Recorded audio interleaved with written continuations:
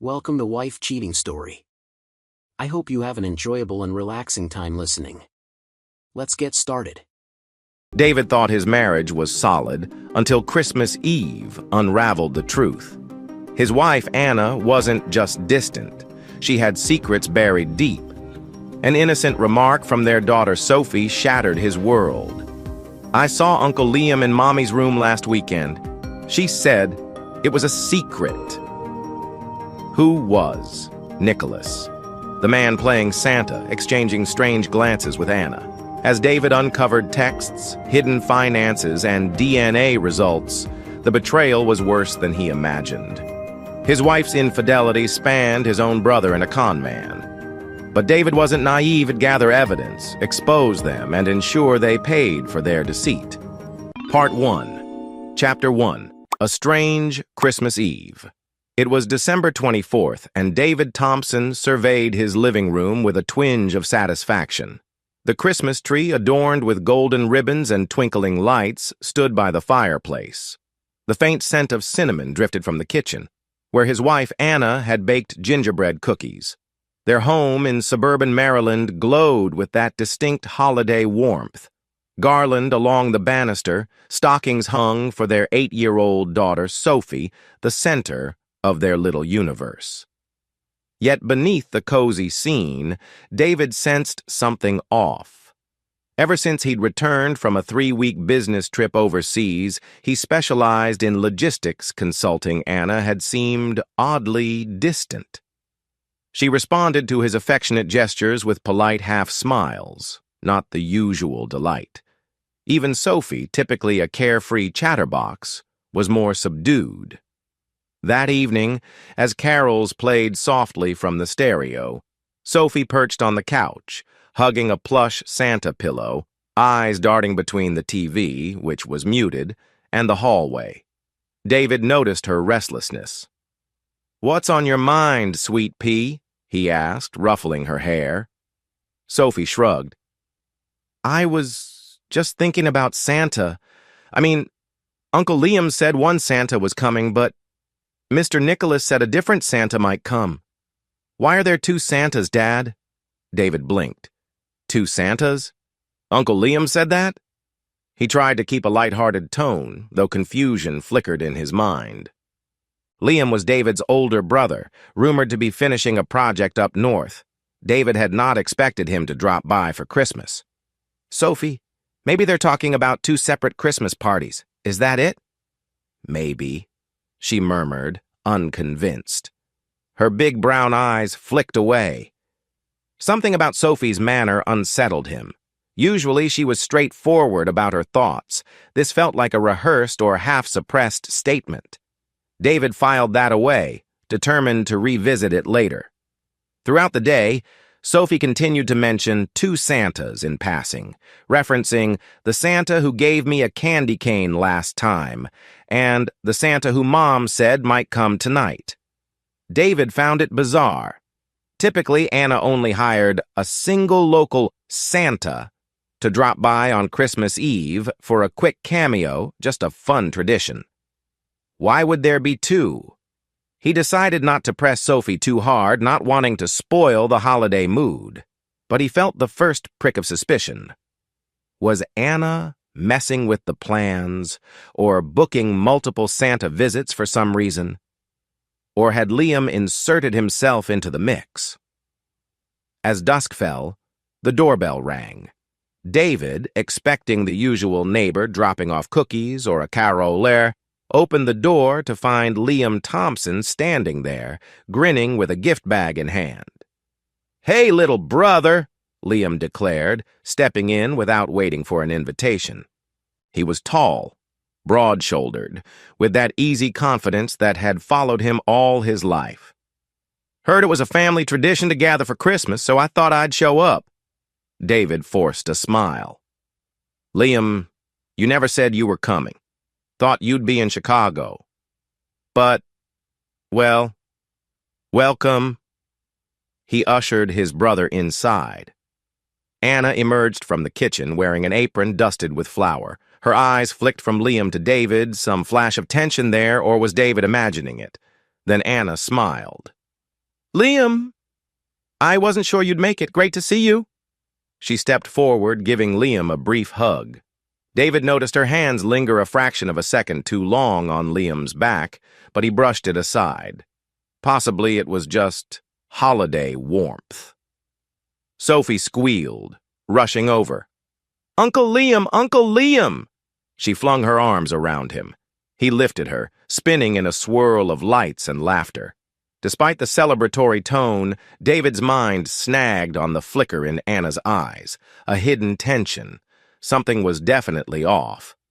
Soon the doorbell rang again. Anna, a bit flushed, announced that the Santa she'd arranged for Sophie's surprise was here. David stepped to the door, expecting the same local volunteer from last year, but was greeted by a different face entirely.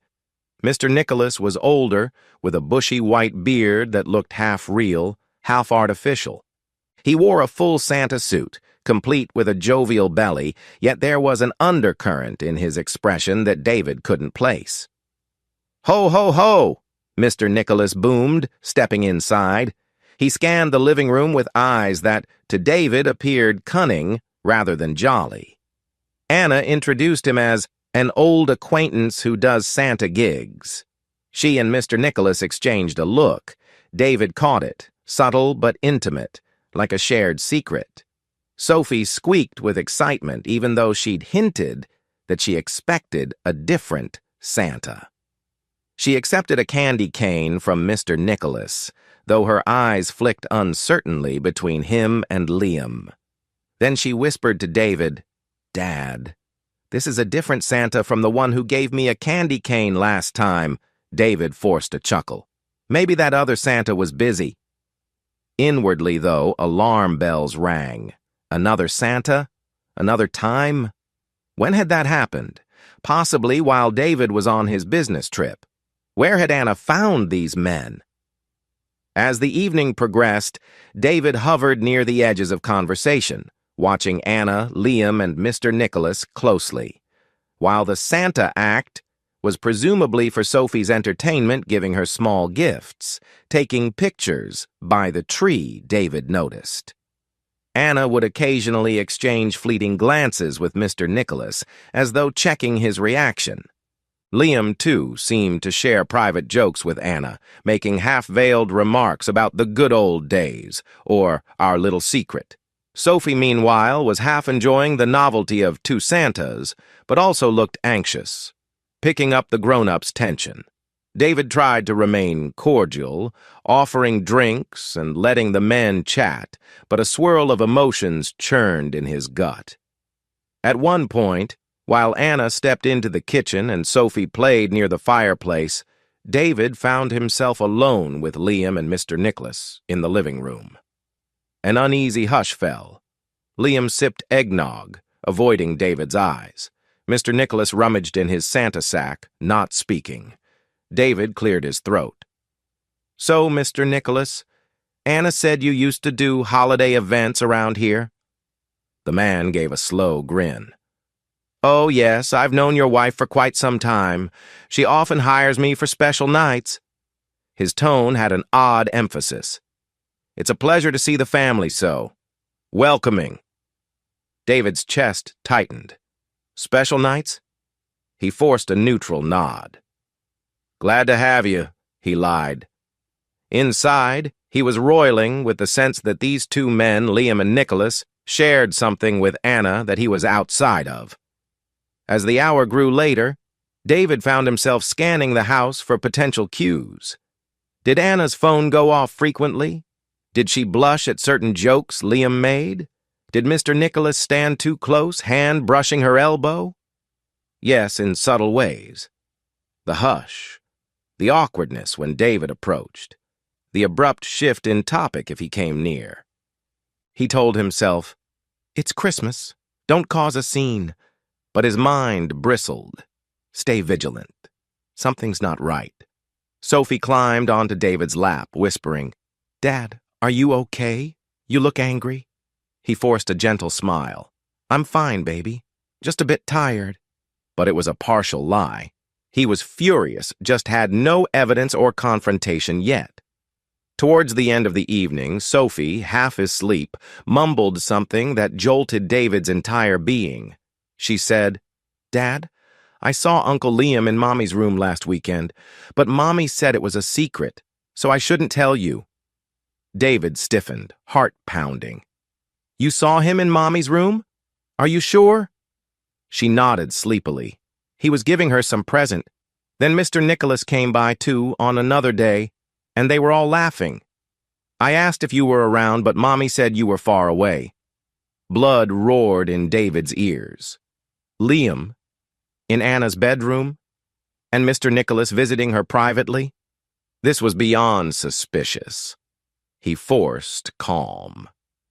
"Thanks for telling me, Sweet Pea. Let's get you to bed." Sophie drifted off, oblivious to the storm she'd unleashed. As Christmas Eve ended, and after Mr. Nicholas left with a hearty "ho, ho, ho," and Liam made his exit claiming a hotel reservation, David took Sophie to bed. Then he confronted Anna, softly at first, but with a fierce undertone. "Why was Liam in your room last weekend?" Anna blinked, caught off guard. He stopped by to drop off something for Sophie, but I was just—" David cut her off. "Stop lying.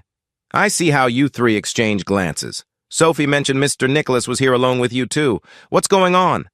Anna faltered, tears forming. "David, you're tired. It's Christmas. Can we do this tomorrow?" He glared. "We will talk. Tomorrow morning. Don't even think about brushing me off again." She choked out, "Fine," and hurried away, tears streaming. The rift between them gaped wide. David collapsed onto the living room couch, mind swirling. He'd handle it with composure, gather facts, and if his darkest suspicion was true that Anna had multiple lovers, he'd systematically destroy their illusions. The night ended with David lying awake on that couch, the Christmas tree lights blinking ironically in the darkness. He stared at the ornaments reflecting half-distorted shapes of him, thinking of how everything felt twisted now. The next day, he'd begin the path of evidence gathering, for he refused to be a naive husband. His anger smoldered, quietly fueling a determination. If Anna, Liam, and Nicholas thought him an easy mark, they were dead wrong. Chapter 2. The Rise of Suspicion. Christmas morning dawned bright, but inside David's home, the atmosphere was strained. He'd barely slept, cycling through every suspicious detail. Anna shuffled into the kitchen, offering a timid "Merry Christmas," but he only nodded. Sophie squealed with delight over presents under the tree, momentarily bridging the tension. But David's mind remained locked on her half-asleep confession the night before. He plastered a smile for Sophie's sake, helping her open gifts, feigning holiday cheer. Underneath, he plotted, "I need to methodically confirm whether Anna's sleeping with Liam, Mr. Nicholas, or both." It was insane, but Sophie's mention of two Santas echoed ominously. After the minimal holiday festivities ended, David retired to his small study. He took out a fresh notebook, labeling it Investigation. He wrote down 1. Sophie saw Liam in Anna's room last weekend. 2. Sophie saw Mr. Nicholas on a separate day. 3. Anna, Liam, Nicholas share strange glances. 4. Anna's phone, laptop locked, recent secrecy. 5. Possibly 2 separate affairs. He stared at the last line, dread twisting his gut. Could Anna be that unfaithful, hooking up with both her brother-in-law and some random Santa impersonator? It defied logic, yet the pieces pointed that way. He recalled how Anna had become secretive about her social media accounts. Carefully, David used the family computer to see if any of her accounts were still autologged. She'd changed some passwords, but he discovered a partial login saved for an old Facebook. Eagerly, he scoured her message history, scanning for references to Liam or Nicholas. He found short but cryptic exchanges with LT, likely Liam Thompson, about meeting times. Another chat with a user named Nick's Events, referencing the next Santa session. The tone was oddly intimate. Thanks for last night. It was thrilling, from Anna to Nick's Events. David's blood simmered. So it wasn't just a fleeting suspicion. She wrote about the next Santa session. He took screenshots, storing them in a hidden folder. This was partial evidence, though not fully conclusive. David remembered Karen White, a longtime friend from college who was adept at sleuthing. She was a paralegal. He dialed her number, voice tight. "Karen, I've got a situation. My wife's possibly cheating, maybe with two men, my own brother Liam and some weirdo called Mr. Nicholas. I need your help verifying." Karen, alarmed, told him to remain calm. "Gather proof quietly, so if it goes legal, you'll have a strong case. If you confront Anna too soon, she might destroy evidence."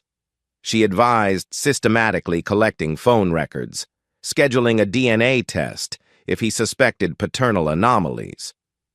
David noted that idea, but balked. Could Sophie not be his child? That seemed too horrifying. He told Karen maybe he'd consider a paternity test later if the betrayal extended that far. Karen's mention of DNA test lingered in David's mind. He'd fathered Sophie under the assumption Anna was faithful. But what if the timeline matched one of Anna's earlier flings with Liam or Nicholas? He suppressed a shudder. He needed more intel first. He rummaged old photos of Anna's pregnancy, recalling Liam had been around quite frequently back then. As for Nicholas, David had never heard of him until recently, so maybe that fling was more recent. This deepened David's resolve to investigate carefully, gather hair or saliva from Sophie, plus maybe from Liam or Nicholas for a DNA check if it came to that. David next examined their joint bank statements. Anna had made some unusual cash withdrawals. Also, he found a large Venmo payment from Santa Nick Productions. Why would Anna pay Santa Nick so frequently?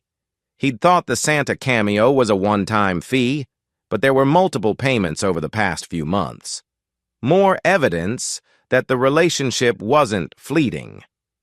He noted every suspicious transaction, printing them out. If this reached a divorce scenario, he'd want airtight proof of her misdeeds. That afternoon, Anna approached him with forced cheer. "I'm heading out to buy groceries. Need anything?" He probed gently. "Where exactly? Should we go together?" She hesitated. I might swing by the store in the next town, meet a friend. You can stay with Sophie." Her eyes avoided his. Another red flag. She was probably orchestrating a rendezvous. He forced a neutral nod. "Sure. Take your time." Secretly, he planned to follow her. He texted Karen, "She's stepping out. I might tail her car. Ready?" Karen responded, "Yes, do it, but be subtle." So David left 5 minutes after Anna, telling Sophie he had errands. He spotted Anna's SUV pulling onto the highway. Maintaining distance, he tailed her to a suburban area, where she parked behind a cafe. David parked inconspicuously. He saw Anna stepping inside, and minutes later, to his shock, Liam emerged from another car, meeting her at a corner booth by the window. Rage flared. He snapped a few blurry phone pics with his phone. They sat close. Anna occasionally resting her hand on Liam's wrist, a sign of emotional closeness. A swirl of impulses battled in David. Bust in right now? Demand answers? Or keep collecting intel for an unstoppable blow? He breathed, recalling Karen's words. "Hold your temper, gather maximum evidence." He chose the latter. After 15 minutes, Anna parted ways with Liam, the encounter brief but intimate. David snapped a final photo of them hugging. Then he drove off, returning home before Anna. He seethed in the living room until she arrived, groceries in hand. He pretended normalcy. She wore a fleeting, guilty expression but plastered a smile. "Sorry it took a while. The lines were long." He just nodded, mind swirling with the knowledge she'd met Liam for a covert talk. Perhaps she was planning an alibi if he confronted her. David ended the day with a vow. He would not lash out physically or verbally yet. He would be cunning, gather bulletproof evidence, then strike. Liam had violated the sacred bond of brotherhood. Mr. Nicholas, some con man Santa, had also invaded David's life. Anna was orchestrating or entertaining a double betrayal. He'd not be the naive, cuckolded husband. He was going to unearth every last detail, and if it led to heartbreak or destruction, so be it. Better that than living in ignorant humiliation. Chapter 3. The Social Media Investigation. Early the next morning, David woke with a laser-like focus. If Anna had grown sloppy with her phone locks, maybe there were traces on social media. He also recalled that Liam was active on Instagram, frequently posting about his business travels. Meanwhile, Mr. Nicholas presumably had some digital footprint under his real name, or an alias. David pored over Anna's public Facebook posts for the past year. Typically mundane updates, photos of Sophie's soccer matches, holiday greetings. But cross-referencing dates with Liam's timeline, he noticed a suspicious pattern. Whenever David traveled, Anna posted less, but Liam posted more subtle-coded pictures, sometimes featuring a silhouette that could be Anna. Also, a random brand-new handle, a Santa Nick Events, liked many of Anna's older pictures. The user had no profile pic, but from his inquiries with Karen, he recognized it might be Nick's Events. Karen, an accomplished paralegal with a knack for data retrieval, discovered a private group chat on another platform, some ephemeral messaging app. She found mention of it by cross-examining Anna's phone backup logs. With Karen's guidance, David managed to access partial chat transcripts. Anna: so next time David is away we can meet. Santa or no Santa? Lowell. Liam: let's keep it subtle. Don't want Sophie confused. Mr. Nicholas: don't forget we have a special arrangement. Wink, wink. David felt his stomach turn. These lines implied all three, Anna, Liam, Nicholas, communicated intimately, referencing arrangements behind David's back. The brazen tone infuriated him. While sifting further, David stumbled on references to the Nguyen family. Anna wrote, "We must handle the Nguyen portion carefully. They invested heavily. If they find out about the Santa fiasco, it'll ruin credibility." Another snippet from Liam. "The Nguyens are gullible enough to pour more money into Nicholas's holiday expansions." This was a bombshell. Apparently, the Nguyen family had financed some holiday-themed business or event Nick's Events was running. Maybe it was a shady operation. The conversation hinted that Anna, Liam, and Nicholas might be scamming them, or at least using the Nguyen family's funds unwisely. David realized the betrayal extended beyond personal infidelity into financial manipulation. The more David read, the more he suspected that Sophie's paternity might be in question. If Anna had entangled with both Liam and Nicholas, who knew which fling lined up with her pregnancy? But Sophie was 8. That affair timeline might be older than David initially realized, or perhaps Anna had reconnected with one or both men. The notion that Sophie was a product of their deception was horrifying. Still, he hesitated to do a DNA test. Sophie was his beloved daughter, no matter the genes, yet truth was truth. If Anna had lied about paternity, that was a fresh dagger to his heart. He told Karen he was 80% sure he'd do the test if he found more suspicious references. That afternoon, unexpectedly, David received a phone call from Mr. Kwang Nguyen, the patriarch of the Nguyen family. Polite but urgent, Kwang asked if they could meet. He vaguely mentioned, "We suspect some wrongdoing with Mr. Nicholas. We hear your name is connected somehow."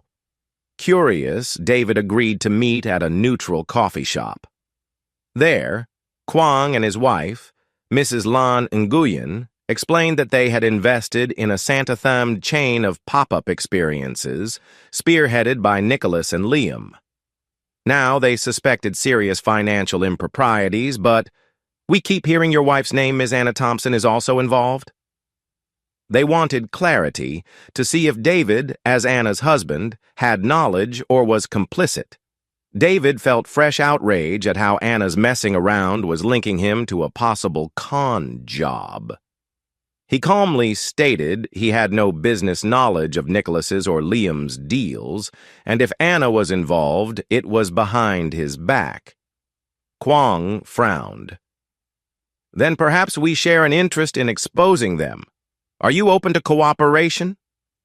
David realized an alliance with the Nguyens might help him gather more proof. So he tentatively said yes. I suspect wrongdoing too. Let's share intel. If we can show they defrauded you, it might help me prove Anna's complicity in a betrayal, both financial and marital. The Nguyens nodded, thankful, though they looked distressed. Karen introduced David to Tom Reynolds, a discreet private lab technician who specialized in paternity tests. David overcame his emotional hesitation. I need to confirm if Sophie is truly my daughter, or if Anna's affair started earlier than she admits. He hated the idea, but the more he uncovered, the more sense it made. Tom gave a compassionate approach, explaining the procedure. David provided a hair sample from Sophie, collected from her hairbrush, and from himself. The challenge was obtaining Liam's or Nicholas's hair saliva to compare. David already had a partial item from Liam once he recalled a worn baseball cap Liam left behind. Maybe that had enough DNA. Mr. Nicholas, however, was trickier. Karen and David devised a plan to invite Mr. Nicholas once more under the pretense of a post-Christmas kids event. They'd engineer a scenario for him to remove his Santa hat, leaving some hair or sweat on a towel. Meanwhile, David would gather it as a sample. This cunning approach matched David's new persona, the calm, strategic figure who doesn't lash out blindly, but sets traps. They scheduled the fake event next week, hoping the man would still come if Anna or Liam lured him. But after the last suspicious interactions, would Nicholas show up? Possibly if they offered a payday. David braced for it, determined to see the plan through. When Anna heard David wanted Mr. Nicholas to appear for a kids' event, her face paled. Why are you insistent on him again? Sophie's done with Santa visits. David shrugged casually. We want to do a small gathering with neighbors' children. If Nicholas has a side hustle, let him earn a fee. No harm, right? Inside, he watched her expression. She seemed flustered, as though worried more secrets might come to light. She stammered, Sure, if you insist. I'll text him, but, are you sure? He forced a benign smile. Yes. Everything's fine. In truth, it wasn't. He needed that DNA sample. While waiting for the event day, David continued scouring Anna's digital footprints. He found references to suspicious transactions labeled holiday expansions, co-signed by Liam, with Mr. Nicholas receiving funds. Possibly the Santa brand was used to launder or funnel money. The tangled web grew.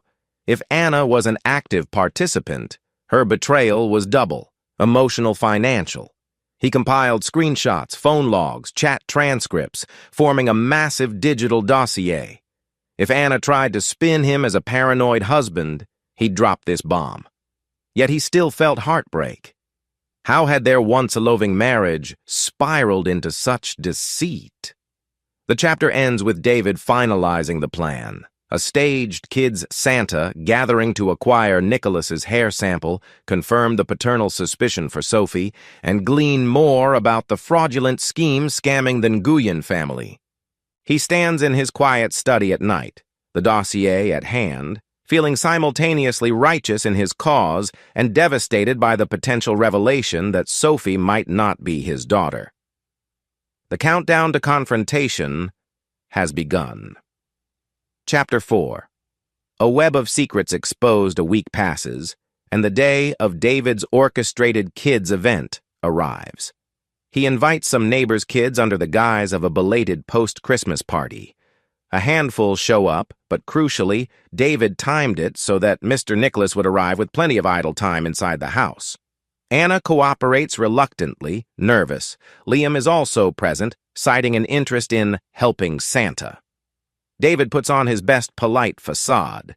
Sophie, confused by another Santa cameo, sits quietly. She senses tension, but is told it's just for fun. The handful of kids run around the living room as Mr. Nicholas, donning his Santa suit, ho-ho-hos them, offering leftover candy canes.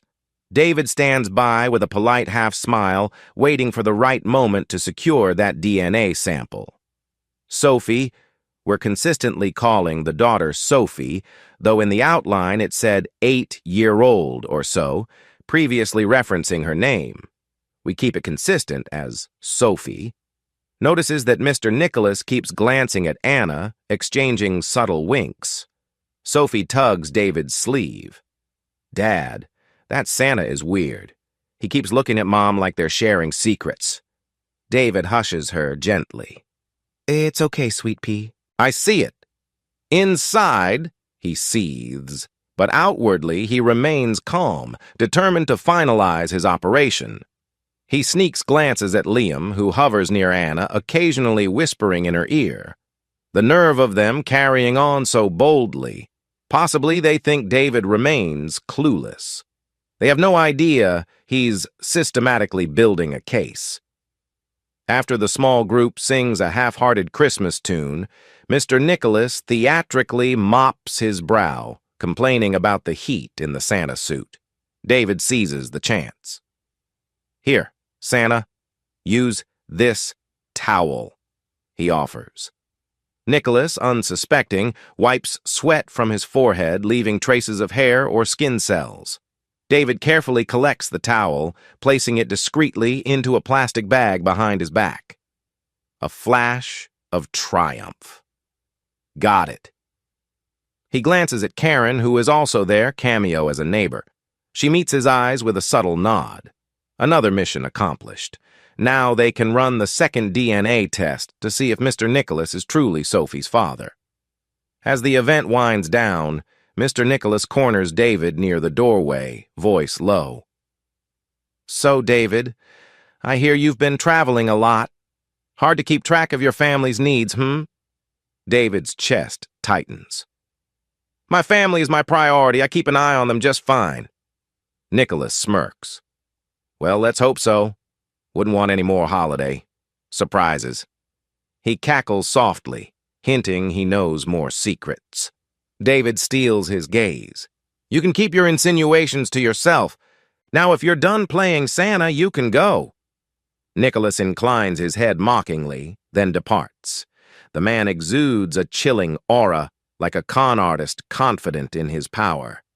But David feels the shift in the air. He's about to topple Nicholas's illusions.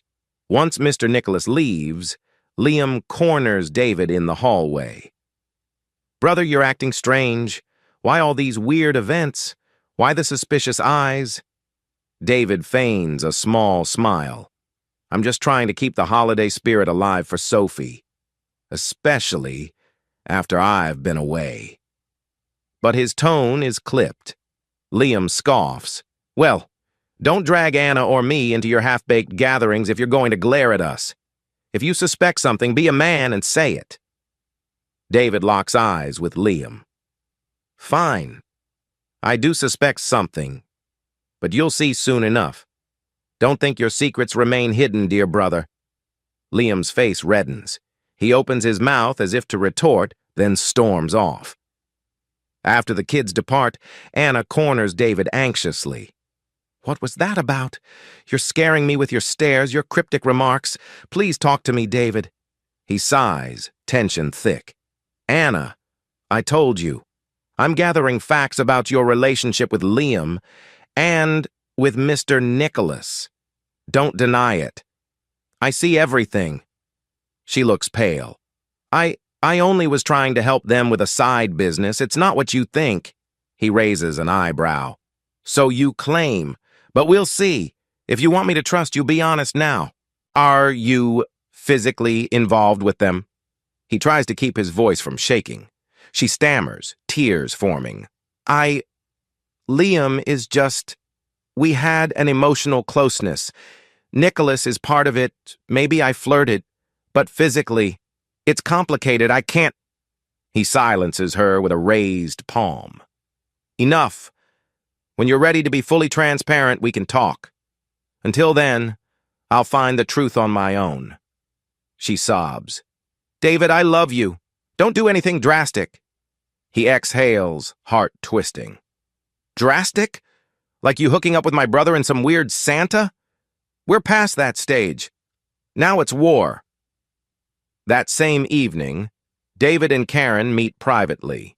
He hands Karen the sealed plastic bag containing the used towel from Mr. Nicholas. Here it is. Enough for Tom to run a second test. Cross-check with Sophie's sample.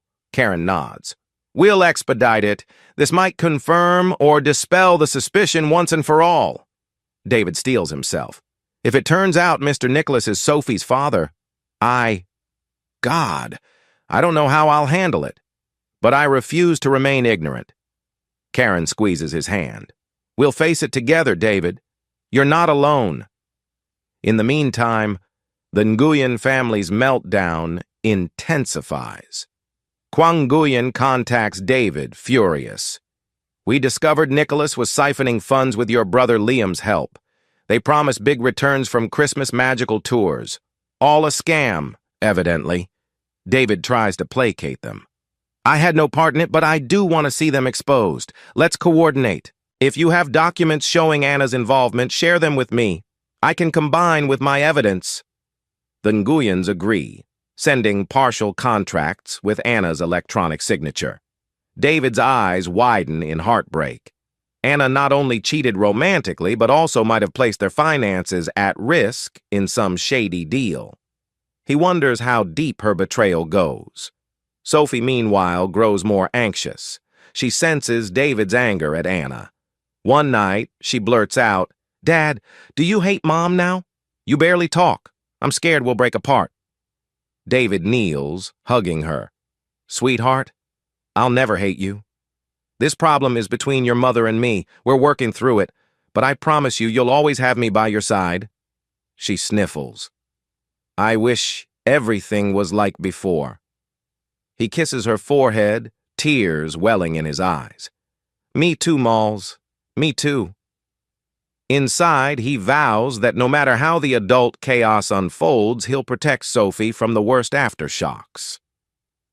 The chapter concludes with David awaiting the second DNA test results from Tom Reynolds and preparing a massive evidence file. He sees how Anna's betrayal might be double-layered or triple-layered, entangled with Liam, Nicholas, and possibly shady finances with the Nguyen family. The tension is at a fever pitch, each day bringing him closer to exposing them all in a devastating reveal. He stands at the threshold of heartbreak or vengeance, determined that if they thought him a mere gullible husband, they'd soon learn otherwise. Part 2. Chapter 5. Revelations and Rapid Collisions.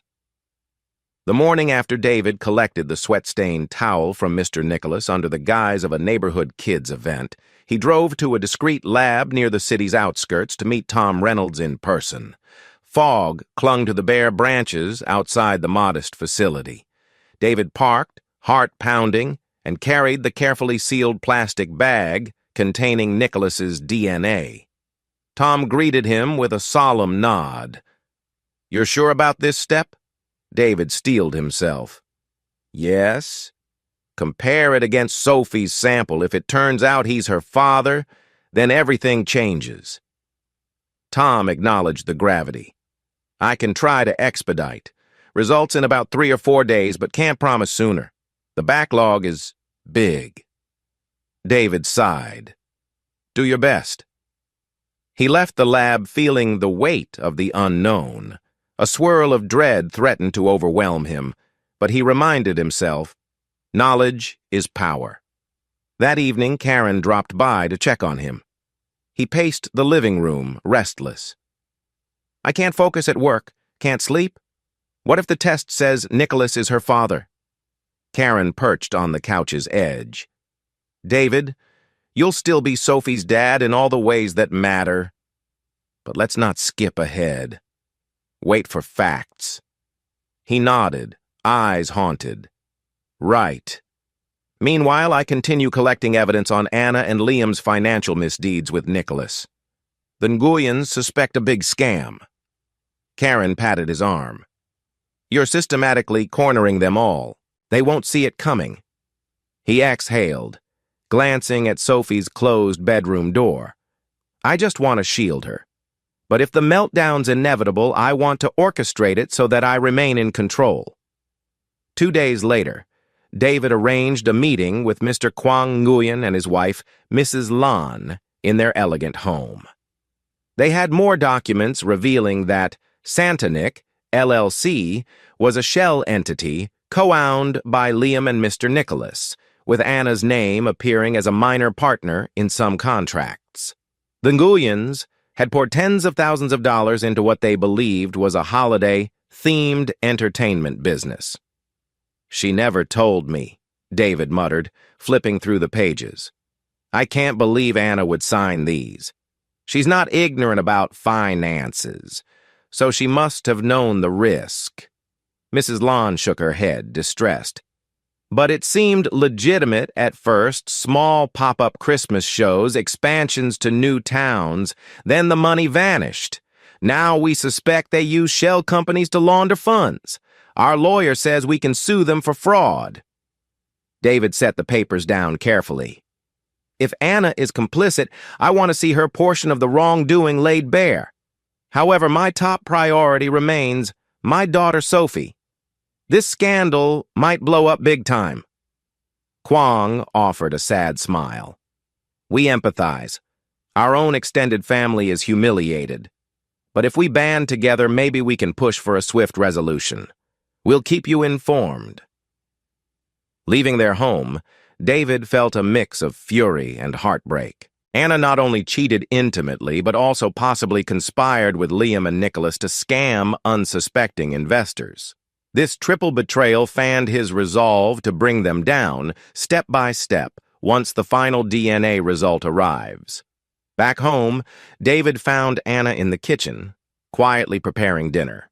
She ventured a timid, "We need to talk," which made him wary. Over the past few days, their interactions had been minimal. He braced for either a confession or a desperate lie. They settled at the dining table. Anna's hands shook. David, I sense you're building a case against me like you're out for blood. I can't live under constant suspicion. He studied her, recalling the discovered documents, the hush-hush deals. Anna, do you blame me? Between the affair with Liam, your suspicious closeness to Nicholas, and questionable financial signings, what am I supposed to think? She teared up. I never intended to cheat you financially. Liam and Nicholas convinced me it was a harmless side investment. Then they roped me in deeper. Yes, I might have contributed some funds from our joint account, but it was always pitched as a sure profit for Sophie's future. I swear I was naive. David's anger simmered. And sleeping with them? Was that also naive? Anna's face reddened. I only had a fling with Liam a while back, but I ended it. Nicholas was, maybe an emotional entanglement, but it got out of hand. I regret all of it. He let out a bitter laugh. That's quite a cavalier approach to marriage vows. Do you realize the devastation you caused? She sobbed. I do. I hate myself for it. Their confrontation was cut short by Sophie bounding in, asking for help with homework. They stifled the argument, but David's expression remained stony, telling Anna quietly, I'll get to the bottom of everything soon. Then we'll decide our future. Anna swallowed, dread evident on her face. She sensed that David was no longer just an aggrieved husband, but a methodical force prepared to dismantle any illusions she had. Early the following morning, the phone rang. Tom Reynolds's lab. David's heart hammered as he answered. "Yes, Tom?" Tom's voice was grave. "David, we have the result. It's conclusive. The DNA from Mr. Nicholas's sample matches Sophie's. Probability of paternity is above 99%. She's biologically his daughter, not yours." David sank onto a chair, visions spinning. 5. He forced out, "So, after 8 years, I find out I'm not her father. He is. Holy God!" Tom offered a subdued, "I'm sorry. This is the science.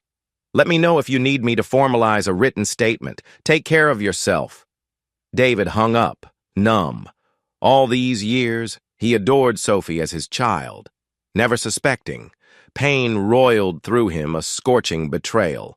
Anna must have known, or at least suspected. Did Liam know? Or was he just a separate fling? The magnitude of Anna's deception left him reeling. David locked himself in his study, trembling with rage, heartbreak, and a sickening sense that everything was a lie. He considered confronting Anna right away or calmly finalizing a revenge strategy. Then a knock sounded Karen's voice. He let her in, eyes shining with tears he tried to hold back. She read his face. "The results are bad," he nodded staccato. "Sophie is Nicholas's daughter. My entire fatherhood was a lie." Karen's eyes filled with empathy. "I'm so sorry. But remember, you're still Sophie's dad in the ways that matter. 8 years of raising her, loving her. Genes don't erase that bond." He exhaled raggedly. "I know. But Anna let me spend 8 years in the dark while Nicholas lurked. This is beyond betrayal. I want them all to face the consequences, especially if they try to claim parental rights or something." Karen touched his arm gently. "We can help you legally. If Anna and Nicholas try to claim something, you have a strong case for custody based on the child's best interest. You're her true father in practice. But first, do you want to reveal you have these results? Or use it strategically?" David's eyes flickered with cold determination. "I'll use it on my terms. Anna doesn't deserve courtesy after lying so thoroughly. I'll prepare the final blow. Gather the Nguyen evidence, the affair evidence, the DNA results. Then I'll confront them all together if needed. Let them watch their empire crumble."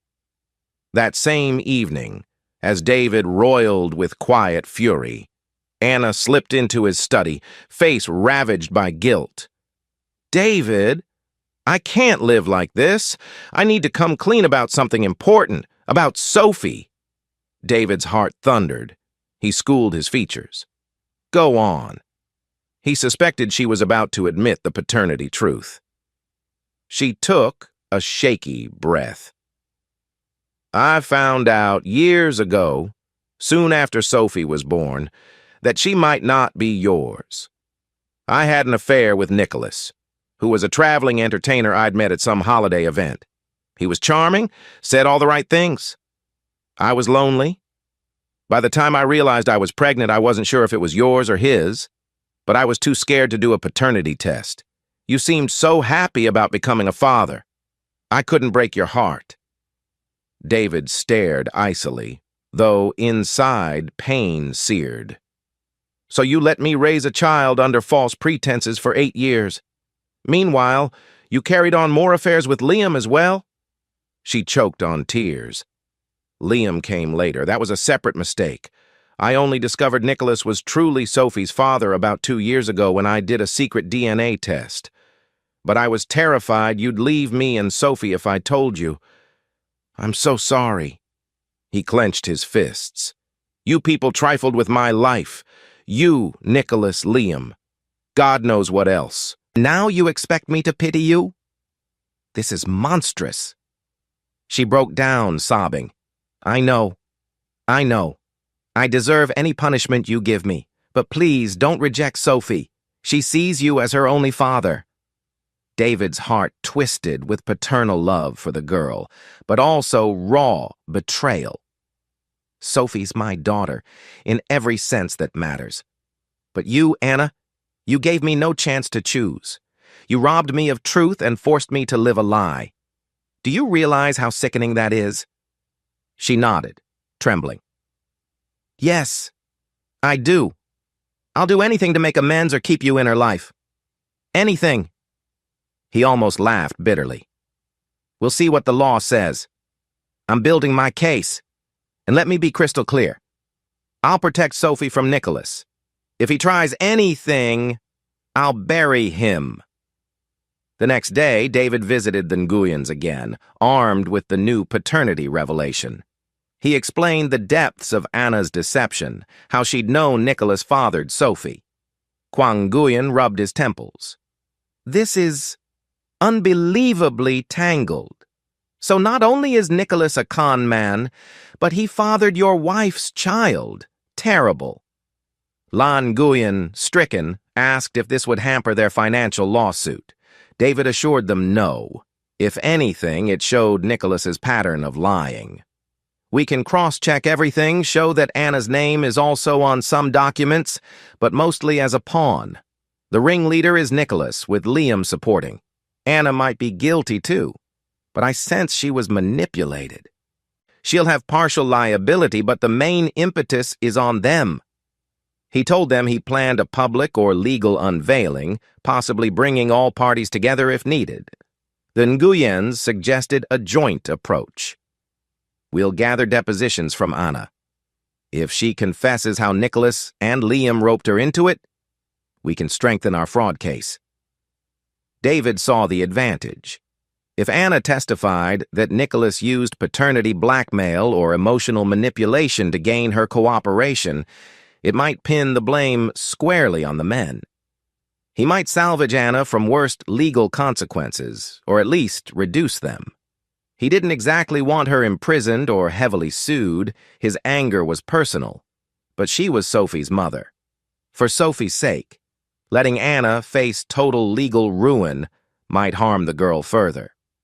Meanwhile, Liam ambushed David in the driveway one afternoon, voice tense. What the hell is happening? Anna says you found out about Sophie's paternity? She told me she confessed everything. And you're teaming with the Nguyens to ruin us? David glared. Us? Don't lump me in with your scamming ring. Or your bed hopping. You betrayed your own brother. If you want to defend yourself, do it in court. Because the tsunami's coming. Liam's face twisted. I only had a fling with Anna.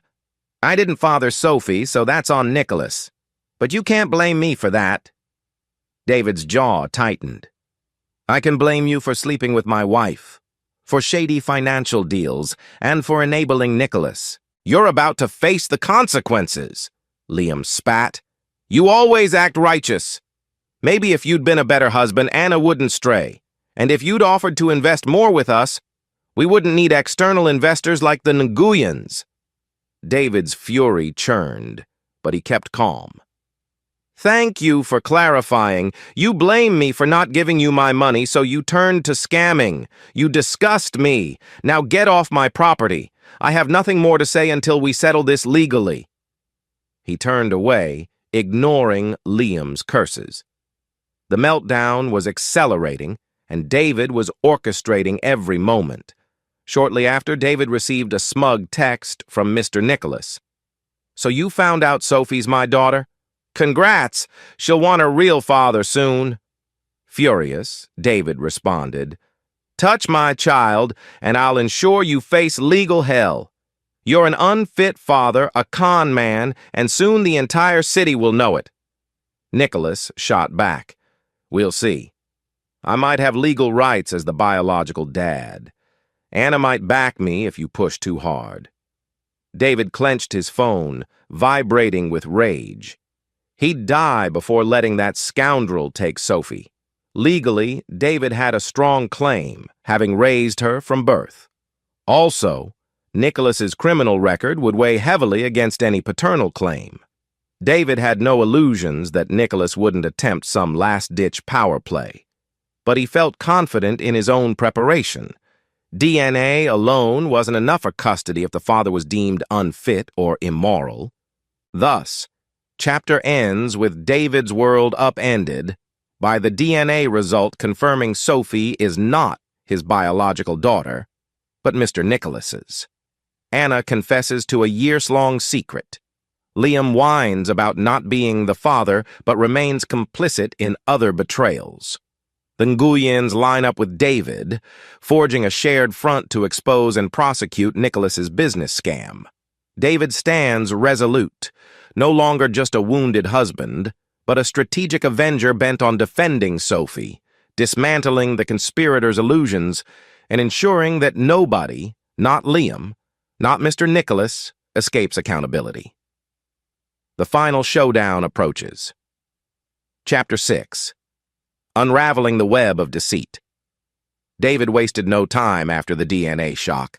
He met with a family lawyer recommended by Karen, Ms. Harding, who specialized in high-conflict divorces and custody battles. Ms. Harding listened calmly as David laid out the twisted scenario. Anna's repeated infidelity with Liam and Nicholas Sophie's biological father being Nicholas' potential scam ties to the Nguyen family. She scribbled notes. This is quite the labyrinth. From a custody standpoint, you've raised Sophie for 8 years. Typically, the court strongly weighs the presumed father principle, meaning you're recognized as father, especially if the mother concealed the child's true paternity. You stand a strong chance of retaining legal custody. David exhaled, relief mixing with sorrow. I love Sophie as my daughter no matter what. I'll never give her to Nicholas. Ms. Harding nodded. Agreed. As for Anna, you can file for divorce citing adultery, possibly even financial wrongdoing if she misused joint funds for a scam. We'll gather evidence. Expect Anna might fight for partial custody, but we can argue she deceived you at length. He left Ms. Harding's office with a fresh surge of determination. He was done living in a house of illusions. Next step, quietly serve Anna with divorce papers once all the financial and paternal evidence was in place. Meanwhile, keep forging ties with the Nguyens for the bigger meltdown. At home, David tried to maintain calm for Sophie. She seemed to sense an underlying storm. One day, as they painted a small craft project together, she asked, Dad, if you and Mom separate, will I lose you? His heart nearly broke. He set down the paintbrush. No, sweet pea. You'll never lose me. Ever. Even if your mom and I part ways, you'll stay with me. I promise. She blinked tears. But Mom says I'm not... She cut herself off, seemingly about to say something referencing the DNA fiasco. David gently pressed. Mom says what? Sophie mumbled. She said I'm a special child, that you might not be my real father. But you love me more than anyone. David forced a soft smile. I am your father in every way that counts. Don't let anyone tell you otherwise. She hugged him, relieved. The heartbreak of hearing such a conversation with an 8-year-old made David's anger at Anna and Nicholas flare anew. They had inflicted this confusion on an innocent child. During the next few days, Anna seemed resigned, as if anticipating the nuclear fallout. She told David she was willing to sign any necessary legal documents giving him custody of Sophie if it came to that. She insisted she wanted at least partial visitation. I know I messed up, but I do love Sophie, she pleaded. He found a pang of pity for her. She was obviously tortured by guilt. But pity didn't erase the betrayal. He agreed they'd see how the legal process unfolds. Meanwhile, he demanded she share all her financial records, including everything with Santa Nick LLC or any Liam deals. She complied tearfully, handing over emails, bank statements. Sure enough, it revealed wire transfers to suspicious accounts. She insisted she was pressured by both men. David believed her partially her moral failing was real, but so was their manipulation. He gave these new docs to Ms. Harding and also forwarded some to Kwang Nguyen, who was building a civil case for fraud. The synergy grew. The more Anna revealed, the worse Liam and Nicholas looked. Word reached Liam that Anna was turning over evidence. He exploded in a phone call to David. How dare she leak all those contract docs? She's complicit too, but acting like a victim. You're letting her scapegoat me and Nicholas? David responded icily. Complicit or not, Anna's at least cooperating to rectify. You, on the other hand, keep whining. If you want to salvage anything, come clean. Return the money you scammed from the Nguyens. Apologize. But you won't, because you're proud and arrogant. Liam sneered. Don't lecture me. I had a dream to expand holiday events. The Nguyens jumped in with eyes wide open. If the business faltered, that's not a crime. David scoffed. Forging numbers, siphoning funds, definitely a crime. I've seen the bank logs. The day is coming, Liam. He hung up, heart pounding with adrenaline. This was personal war, brother against brother, but Liam had chosen betrayal first. While Liam fussed about business blame, Mr. Nicholas lurked more dangerously. He texted Anna a half-threatening, half-begging message. Don't let David push me out of Sophie's life. I have rights as her father. If you turn all evidence against me, I'll expose you too. Anna trembled, showing that text to David.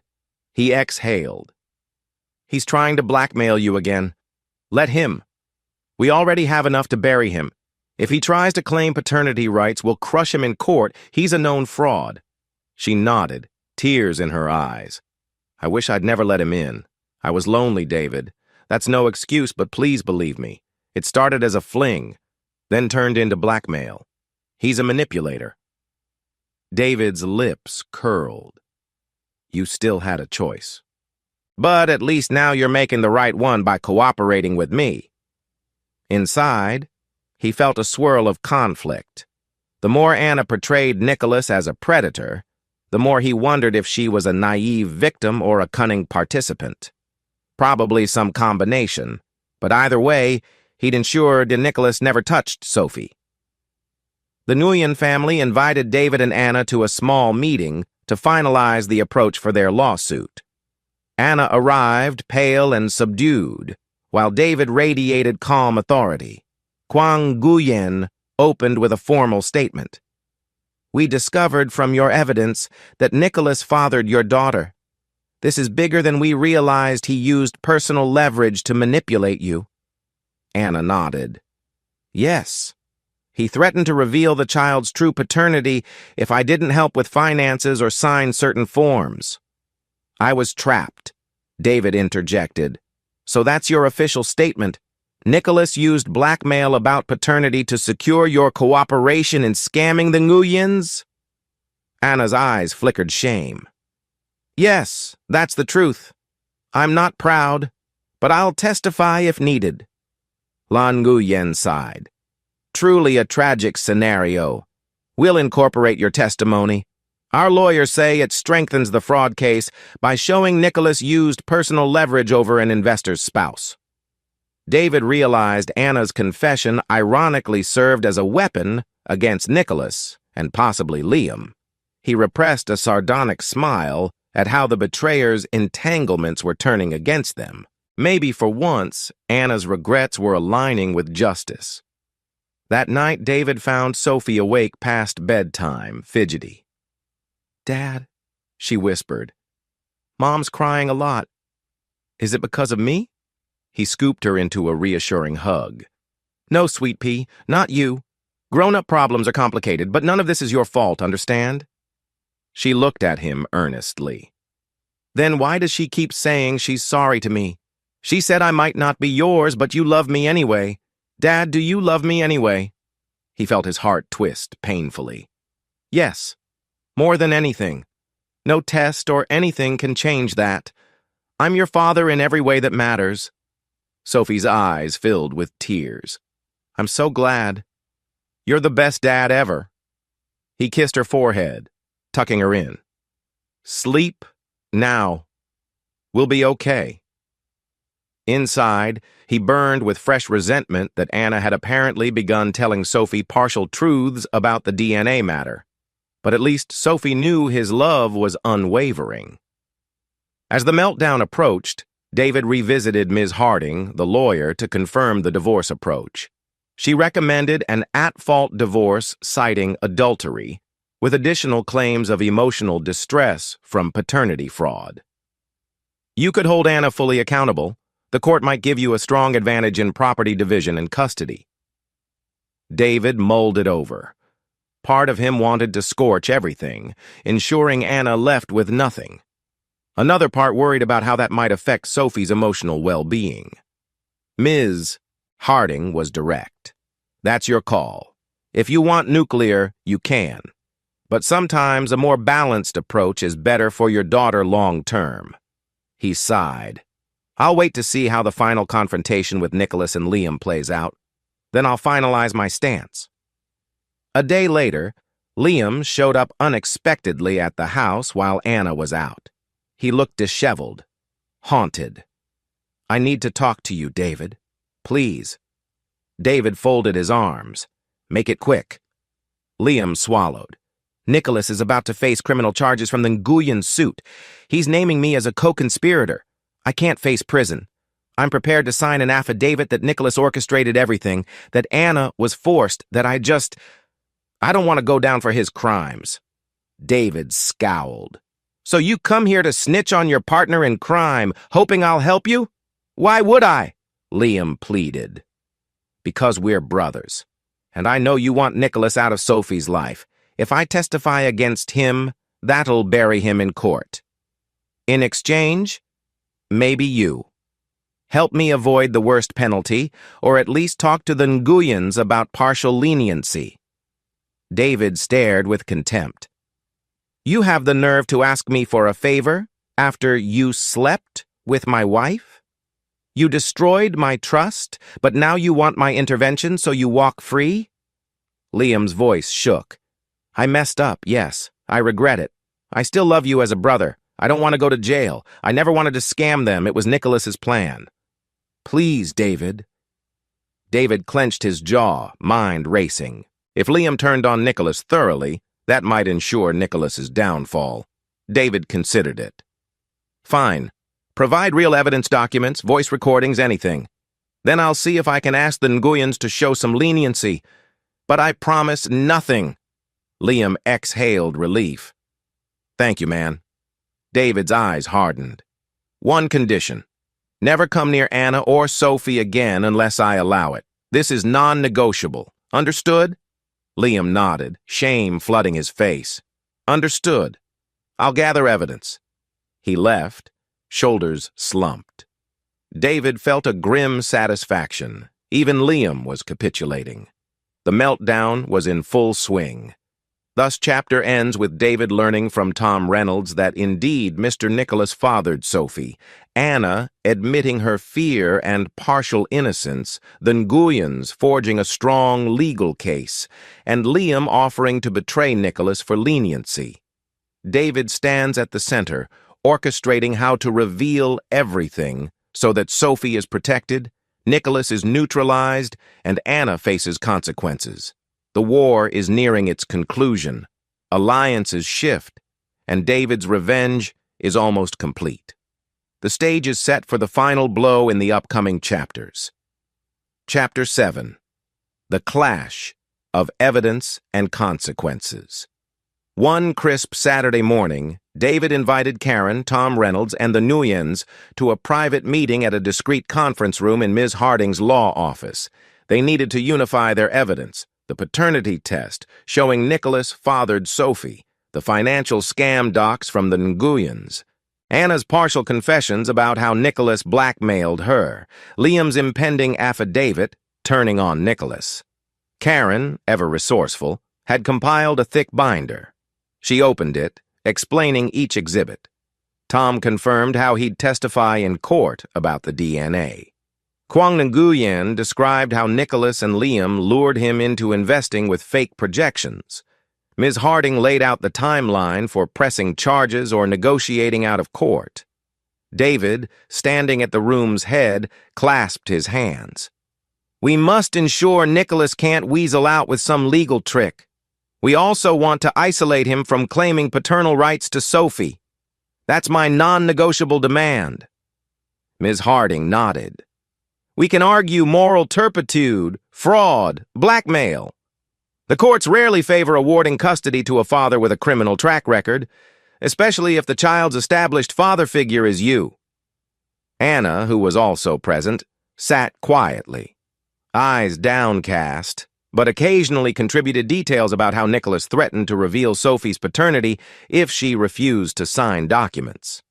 The Nguyens gleaned more angles for their lawsuit. The synergy was formidable. If all went well, Nicholas would face legal ruin, and none of them would fear his blackmail again. During a break in the meeting, Anna cornered David. You're determined to bring Nicholas down, I understand. But what about me? Will you also push me to jail if it's proven I aided the fraud?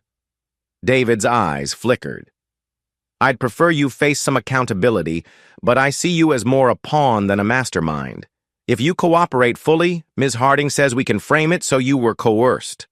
That might spare you prison, but you might still face restitution or probation. She nodded, tears trembling on her lashes. I'll accept that. I deserve consequences for betraying you anyway. He sighed, voice edged with lingering bitterness. Your real consequences go beyond legal. Our marriage is shattered. But for Sophie's sake, I might not push for your total destruction. We'll see. Anna whispered. I know I can't undo the damage, but I promise I'll keep cooperating. I just want to stay in Sophie's life, even if we aren't married anymore. He gave a curt nod, turning away. The day of final reckoning in court or a settlement was fast approaching. 2 days later, Liam emailed David a folder of incriminating records, the final blow. It included text messages where Nicholas bragged about scamming the Nguyens, forging Santa event receipts, and referencing the paternity trick.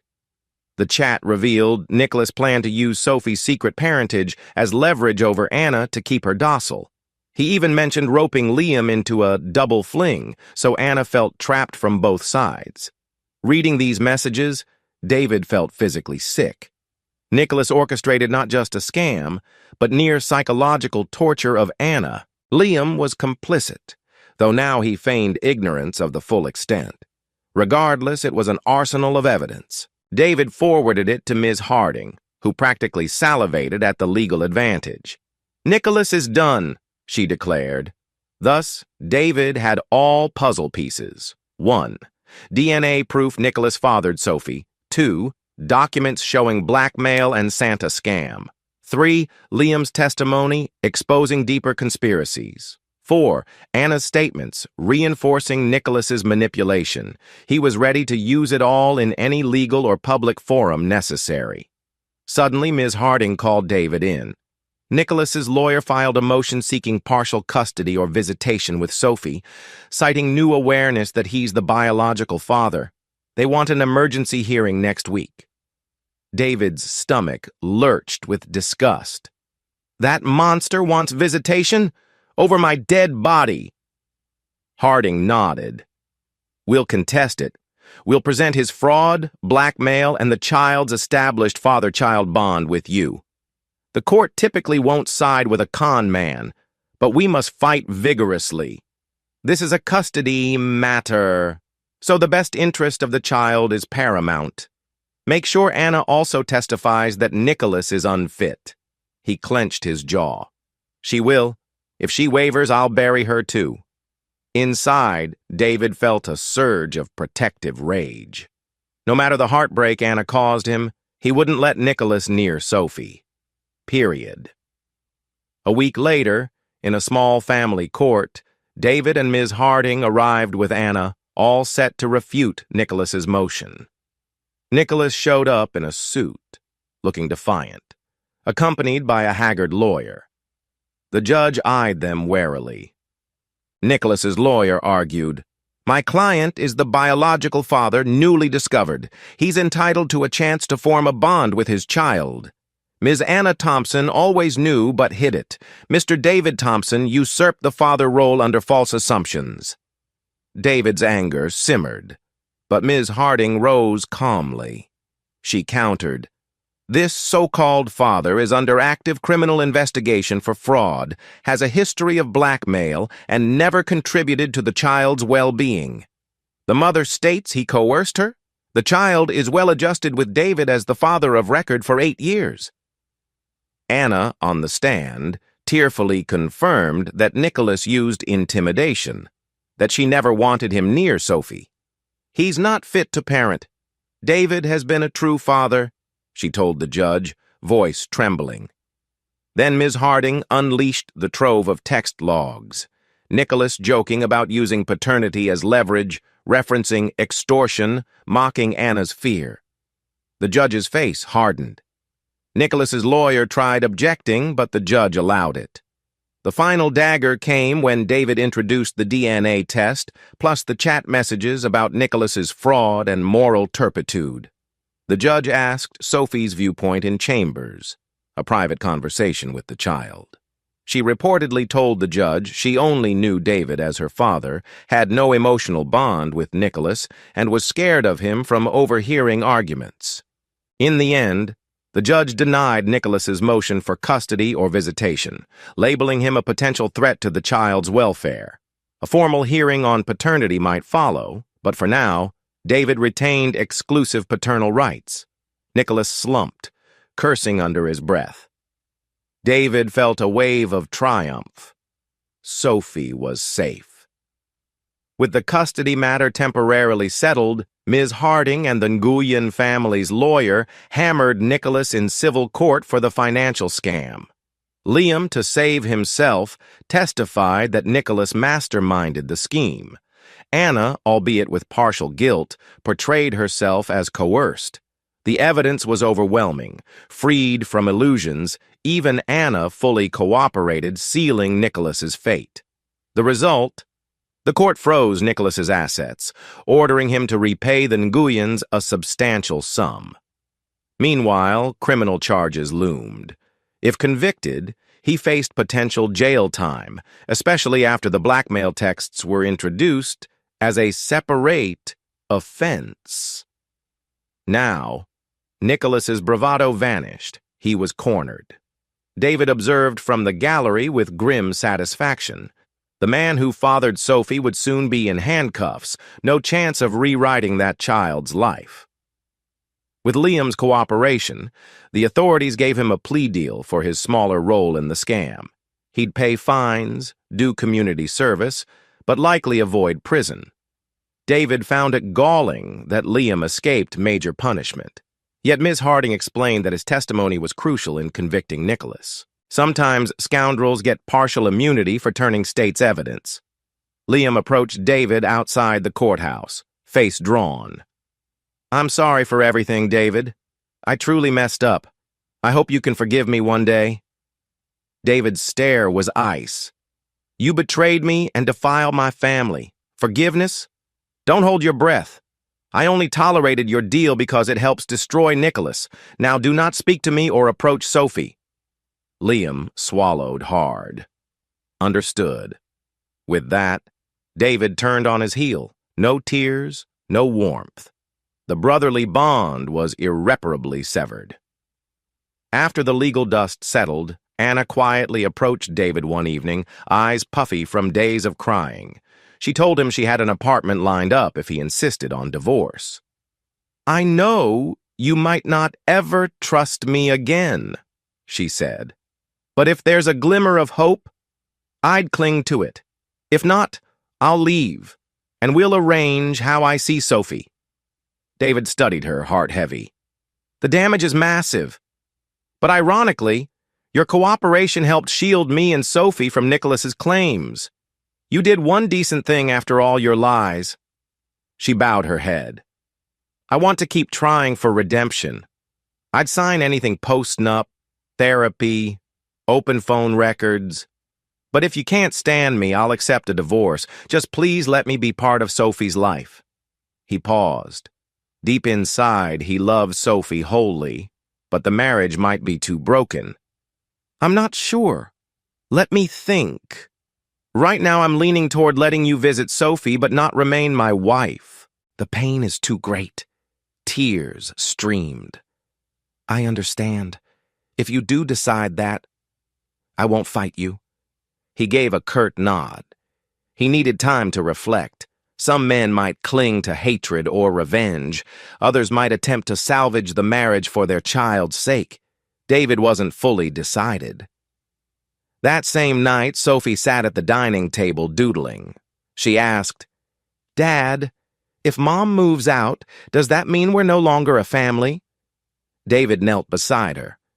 We'll always be your family, just maybe living separately. But you'll still have me. And if you want to see Mom, that's your right. She fiddled with her pencil. I love you more than anything. But I don't want Mom to vanish. Is it possible to fix it? He swallowed. Sometimes love is complicated, Malls. She hurt me deeply. But if she truly changes, maybe we can rebuild trust. Or maybe it's too broken. Either way, you won't lose me. She nodded, hugging him. You're the best dad. He hugged her back, heart aching. Because of Anna's betrayal, an innocent child was forced into adult heartbreak. That fueled David's quiet rage, but also an odd sense of compassion for Anna. If she truly repented, should he deny Sophie the chance at a reunited household? So chapter ends with Nicholas facing near ruin, Liam skirting jail through a plea deal, the Nguyen family partially vindicated, and David holding near-complete victory. He stands at a crossroads.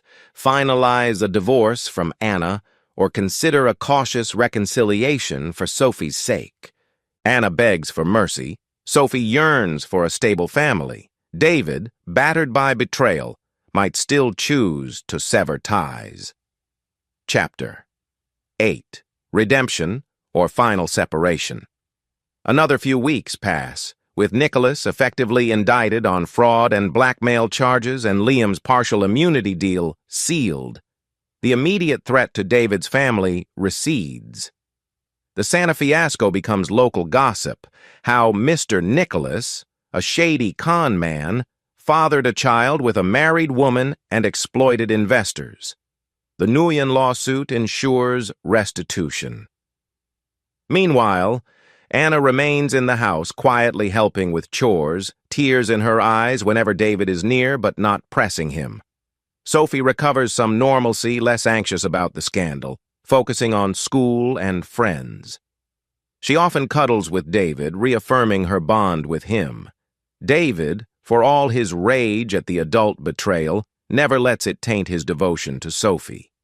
He finds a strange peace in having neutralized the immediate enemies. The question remains, does he keep Anna as a co-parent under one roof, or finalize a divorce? One evening, Anna quietly prepares dinner, summoning the courage for a frank talk. David, can we please have a conversation about the future? I can't bear tiptoeing forever. He nods, setting aside a news article about Nicholas's court date. Fine. They sit at the table.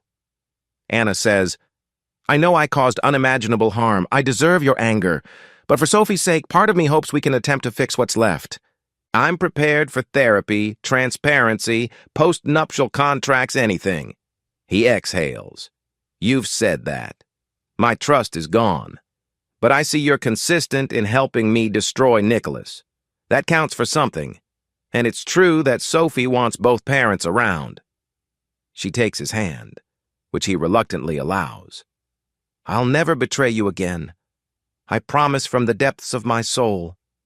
He studies her tear-streaked face. Promises can be broken, but if I choose to attempt reconciliation, it'll be on very strict terms.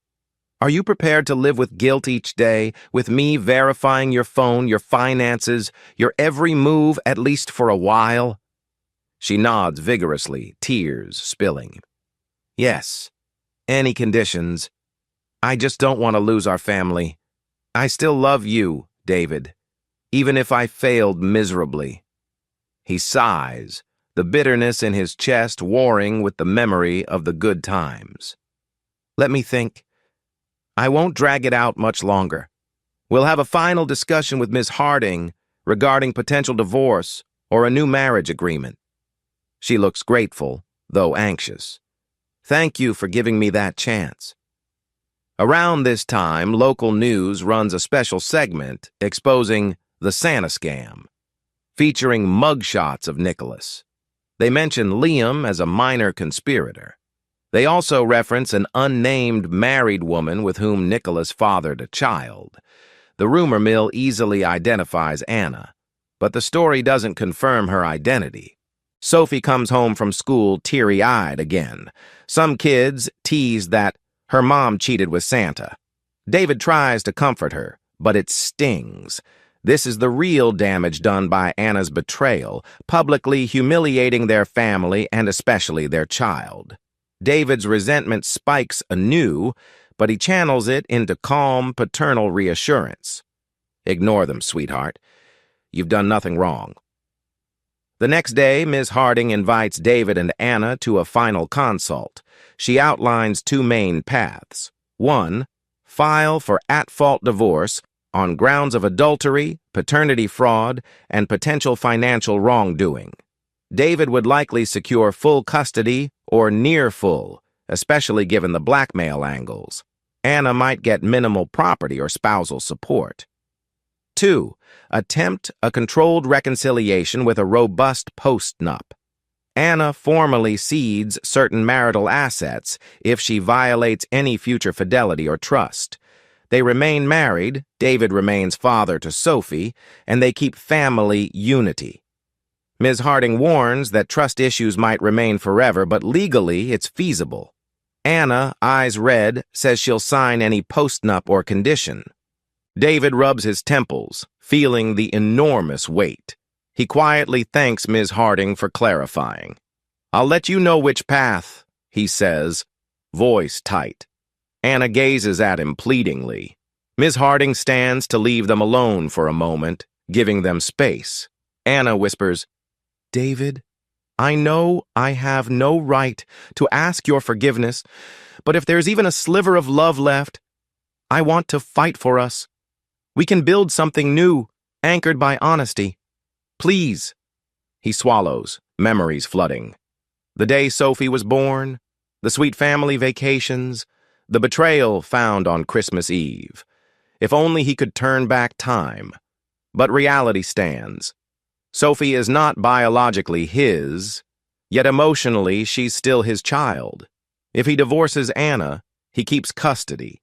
If he tries to reconcile, maybe Sophie retains both parents under one roof. He meets Anna's teary gaze. I need one more night to decide, that's all. She nods, trembling. I'll respect your choice, whatever it is. That evening, David paces his study, ignoring dinner. He replays the entire saga in his mind.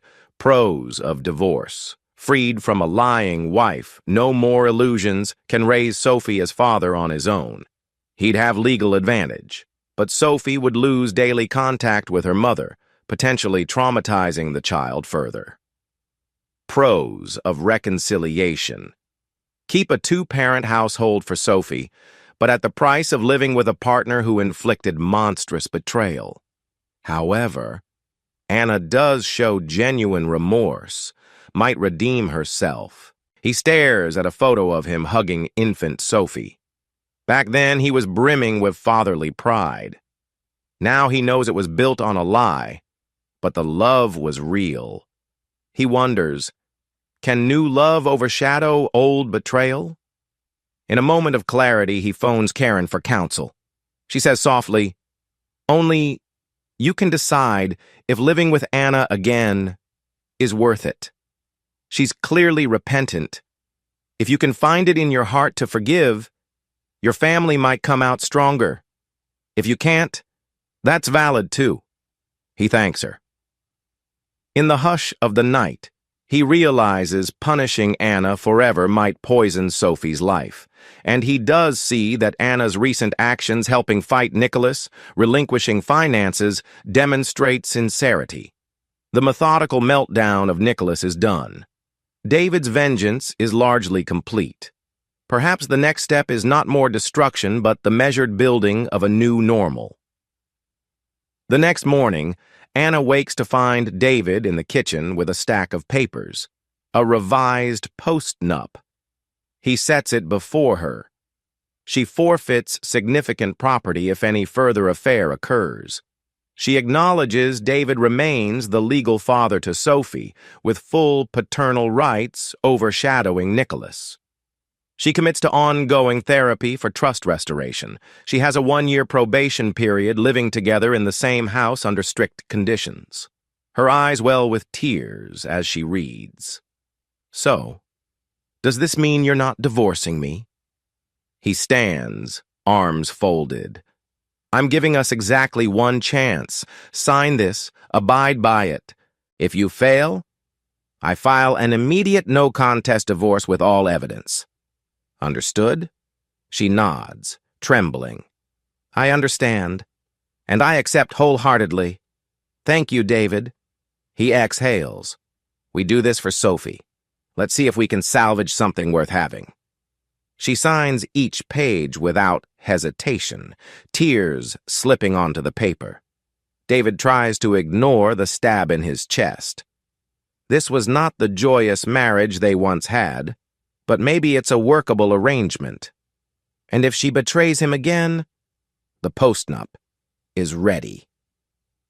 Later, David and Anna sit with Sophie on the couch. He leads gently. "Malls, your mom and I have decided we're not divorcing right now. We're going to try to fix things." Sophie's eyes widen with cautious relief. "Really? So, we'll stay together?" Anna nods, tears in her voice. "Yes, sweet girl. We'll be a family in one house. But I want you to know, I hurt your dad deeply, and it'll take time for him to forgive. We might have rules or therapy sessions, but we're going to try." Sophie grins tearily, hugging them both. "That's all I want. I love you, Dad. I love you, Mom." David strokes her hair, feeling a complex swirl of relief and sadness. Because he knows the road ahead is rocky, but for Sophie's sake, he's making this choice. Meanwhile, Nicholas and Liam remain exiled from their home, the meltdown concluded on their end. In the days that follow, Nicholas is officially convicted of fraud, blackmail, and possibly charged with additional crimes tied to the Santa scam. He's sentenced to prison time. The father of Sophie ends up behind bars, effectively erasing any paternal challenge. Liam relocates to a distant city, disgraced and ostracized from family gatherings.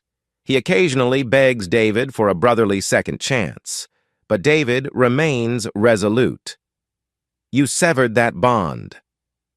The Nguyen family recovers some money from the seized assets, though not everything. They appreciate David's role in exposing Nicholas, forging a cordial relationship. Quang and Lan Nguyen move on.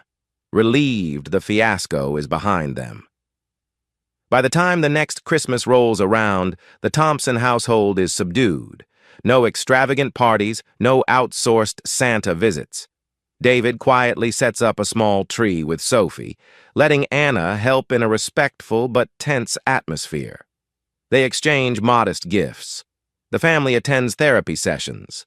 Slowly, day by day, Anna works to rebuild David's trust, submitting phone logs, practicing total openness. Sophie, for her part, has begun counseling to process the fatherhood revelations. She still calls David Dad with unwavering devotion. She occasionally asks about Nicholas, but David gently explains that he's someone who hurt our family and is facing prison. Sophie says she's content to have David as her real father. Thus, chapter ends with David's methodical revenge concluded, Nicholas in prison, Liam exiled, Anna subdued. David chooses a path of cautious reconciliation rather than divorce, for Sophie's sake and perhaps a lingering thread of love. The post-nuptial agreement stands as a shield. Their future is not a fairy tale resolution, but a slow, tense journey of trying to mend a shattered marriage, the price of Anna's betrayal, and David's unyielding thirst for justice. Part 2 closes on an ambiguous note. They remain under one roof, forging a new normal, uncertain but determined to move forward. Part 3, Chapter 9. A fragile, new normal. It had been almost a full year since David had discovered that Mr. Nicholas was the biological father of his beloved daughter Sophie, and that his own brother Liam had also been involved in an affair with Anna, David's wife. The chaotic legal battles were over. Nicholas was serving prison time for fraud and blackmail, Liam had relocated across the country after cutting a plea deal, and Anna remained in David's house under a strict post-nuptial arrangement. During that year, David methodically maintained distance from Anna, enforcing boundaries while they tried to provide a stable environment for Sophie. He slept in a separate bedroom for the first 6 months, refusing any affectionate gestures from Anna beyond polite cooperation. They attended couples therapy sessions once a week, focusing on rebuilding trust from the ashes. The sessions were tense. David's bitterness clashed with Anna's guilt, yet they both recognized their daughter needed at least a semblance of unity. Meanwhile, Sophie turned 9, her spirit gradually recovering from the fiasco.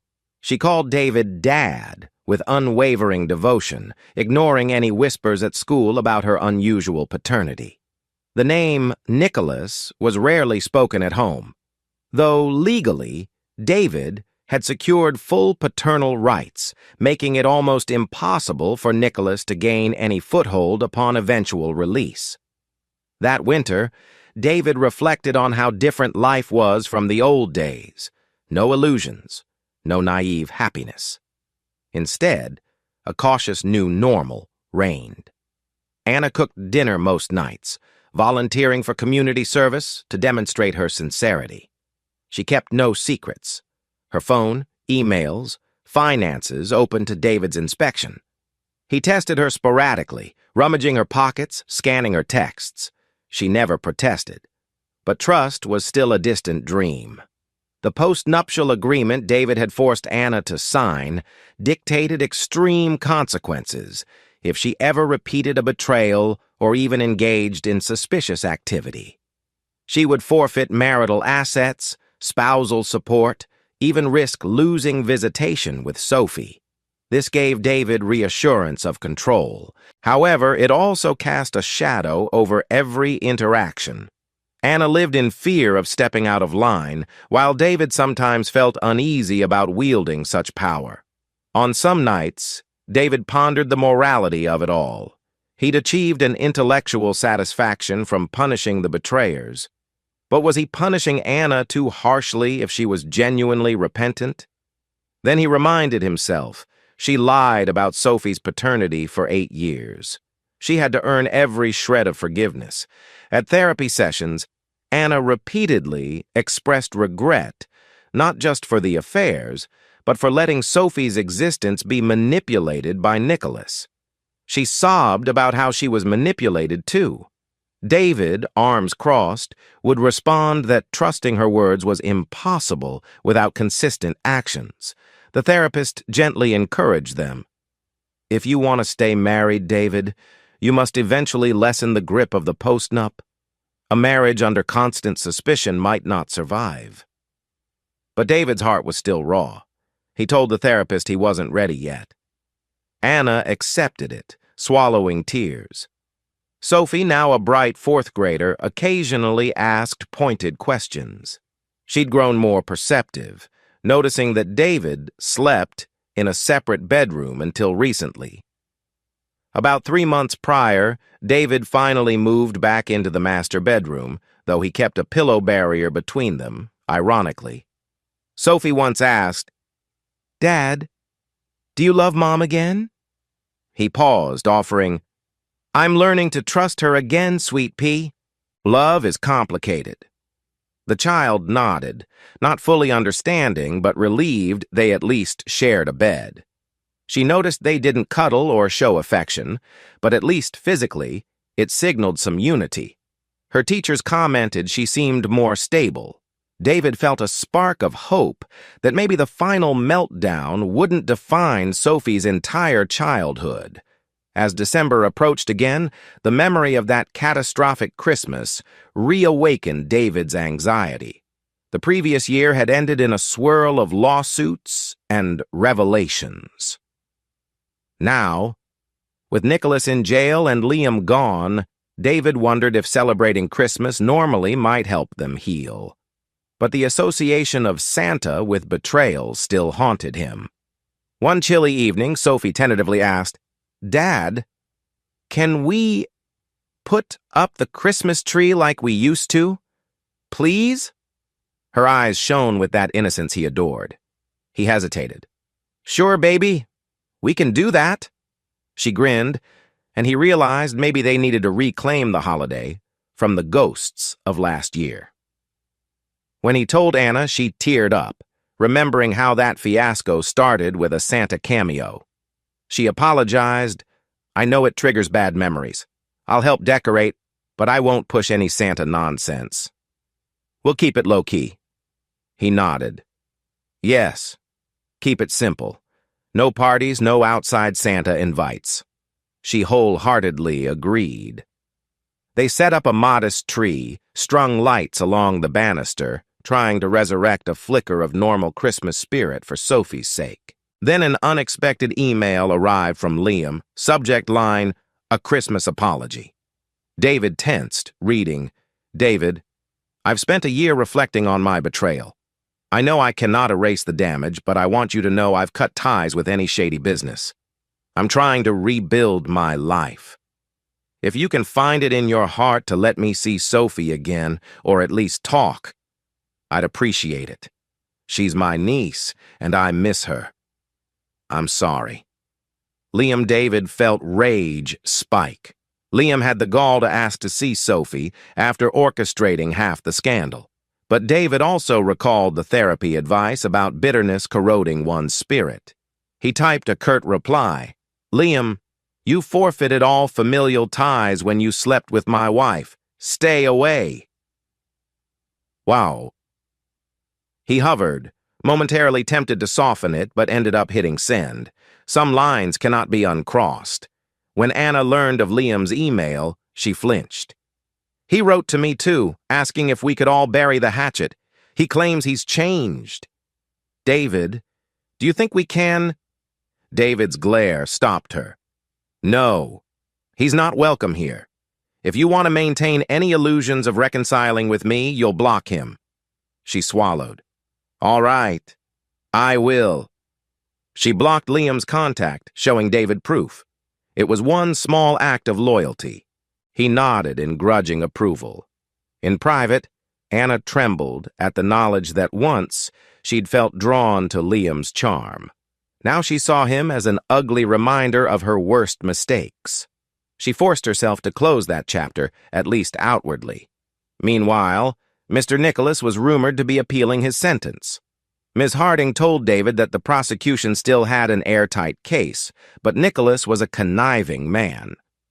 He might attempt an early parole or reduced sentence for good behavior, she warned. He might even claim an interest in Sophie when he gets out, citing paternity. But the courts remain on your side. David's stomach churned at the thought of Nicholas's release. He told Ms. Harding, "I'll never allow him near my daughter. Let him rot, or if he gets out, I'll have restraining orders." She agreed. So far, Nicholas's attempts for parole had been denied. Likely he'd stay locked up for the remainder of his term, about 3 more years. David felt calmer, knowing that immediate threat was contained, but an undercurrent of fear lingered.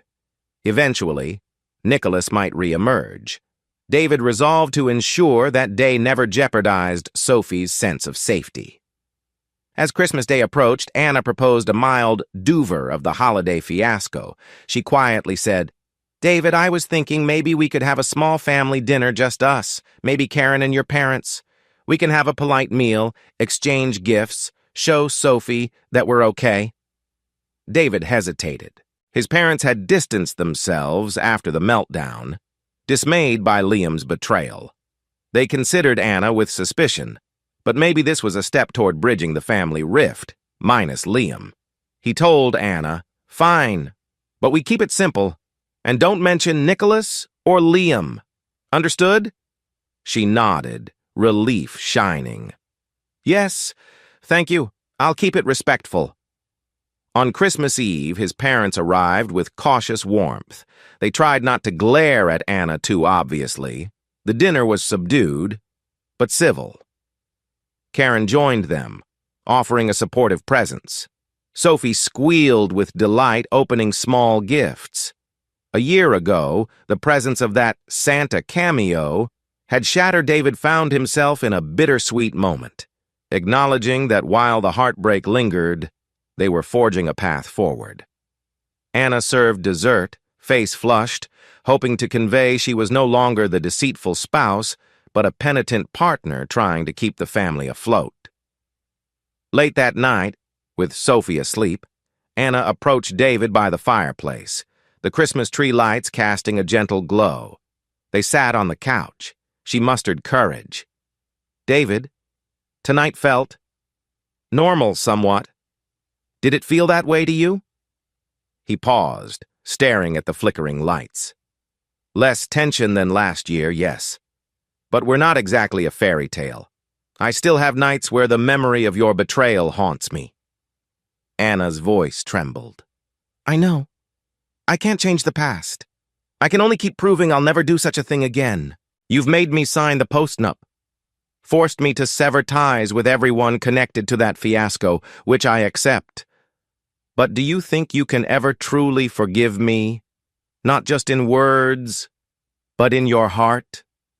He studied her tear-bright eyes. For a long time, he stayed silent. Then quietly, "I'm trying. I might never forget. But maybe in time I can place it behind us.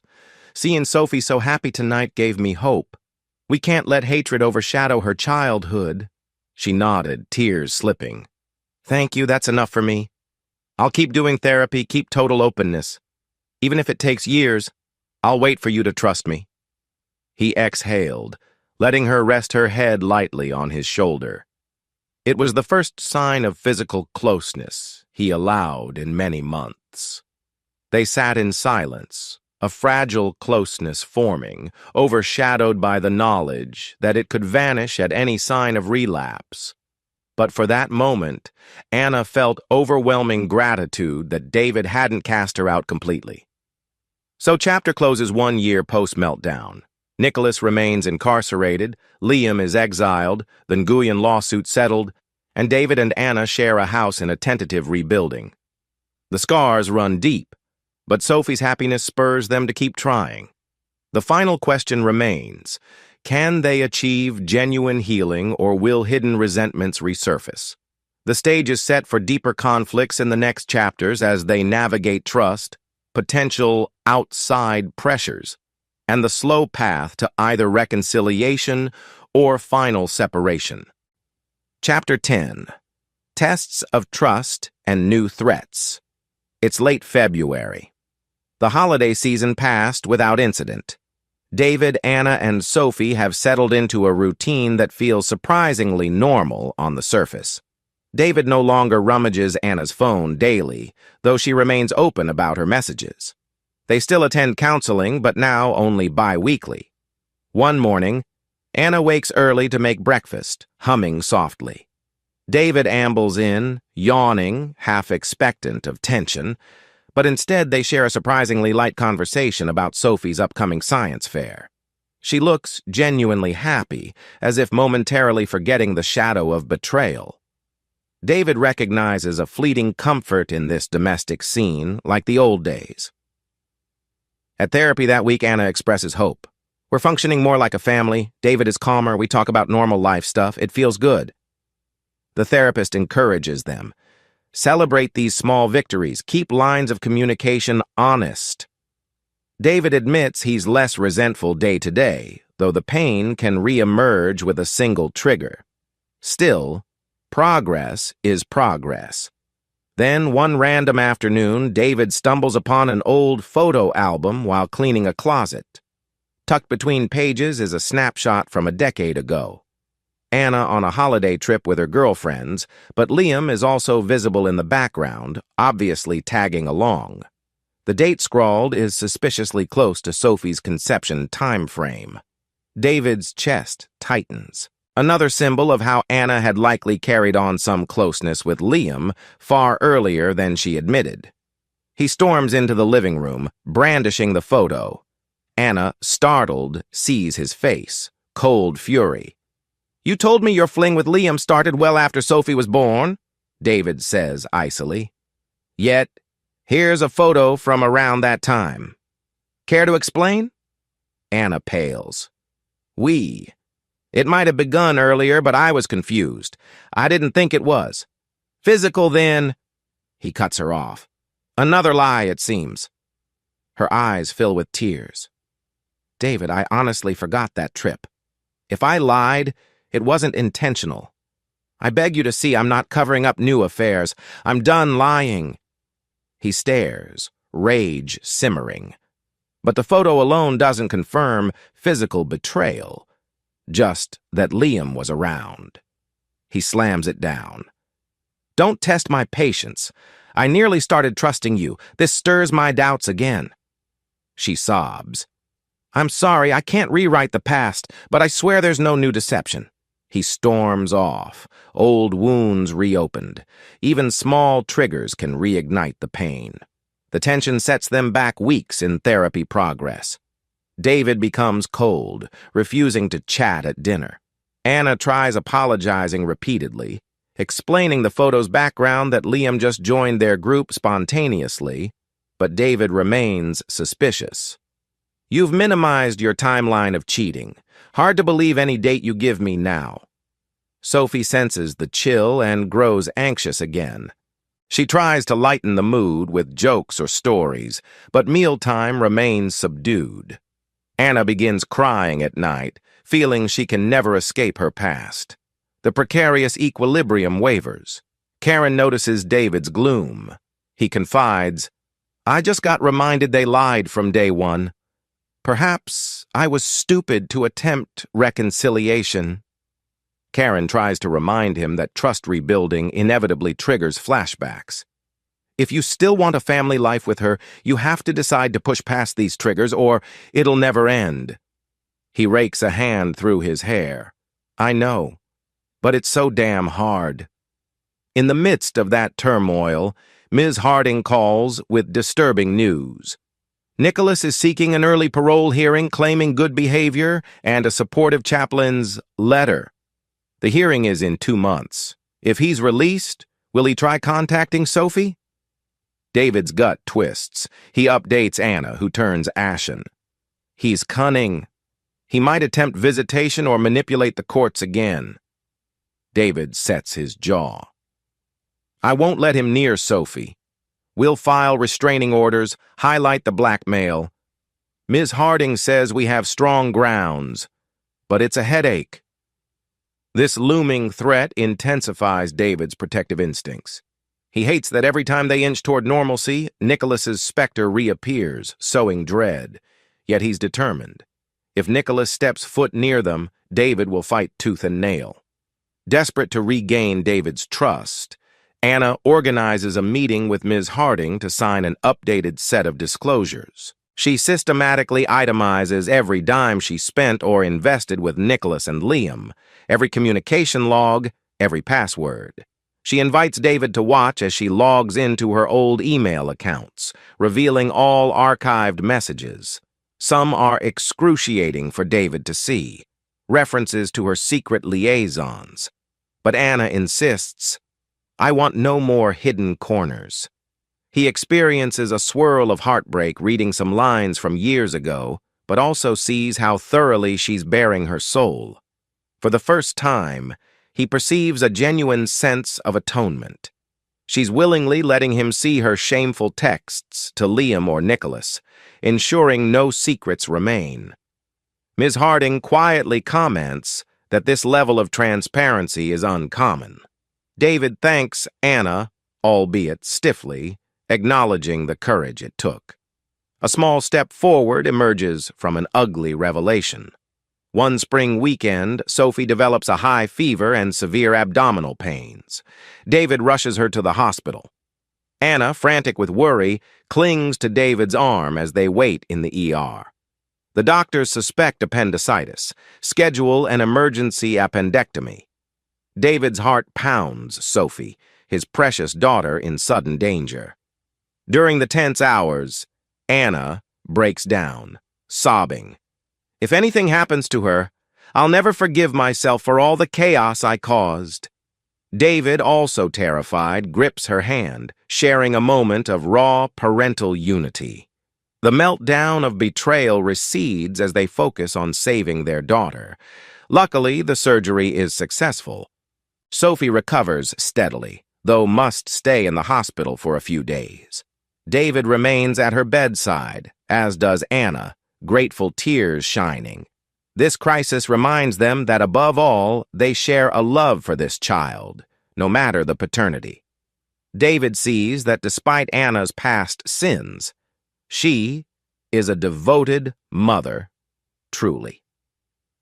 After Sophie's discharge, David enforces a restful environment at home. Anna fusses over her, cooking soothing broths.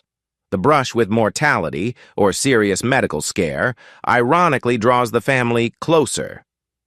David finds himself letting Anna rest her head on his shoulder while they watch over Sophie. The weight of old anger seems less pressing in the face of their child's vulnerability.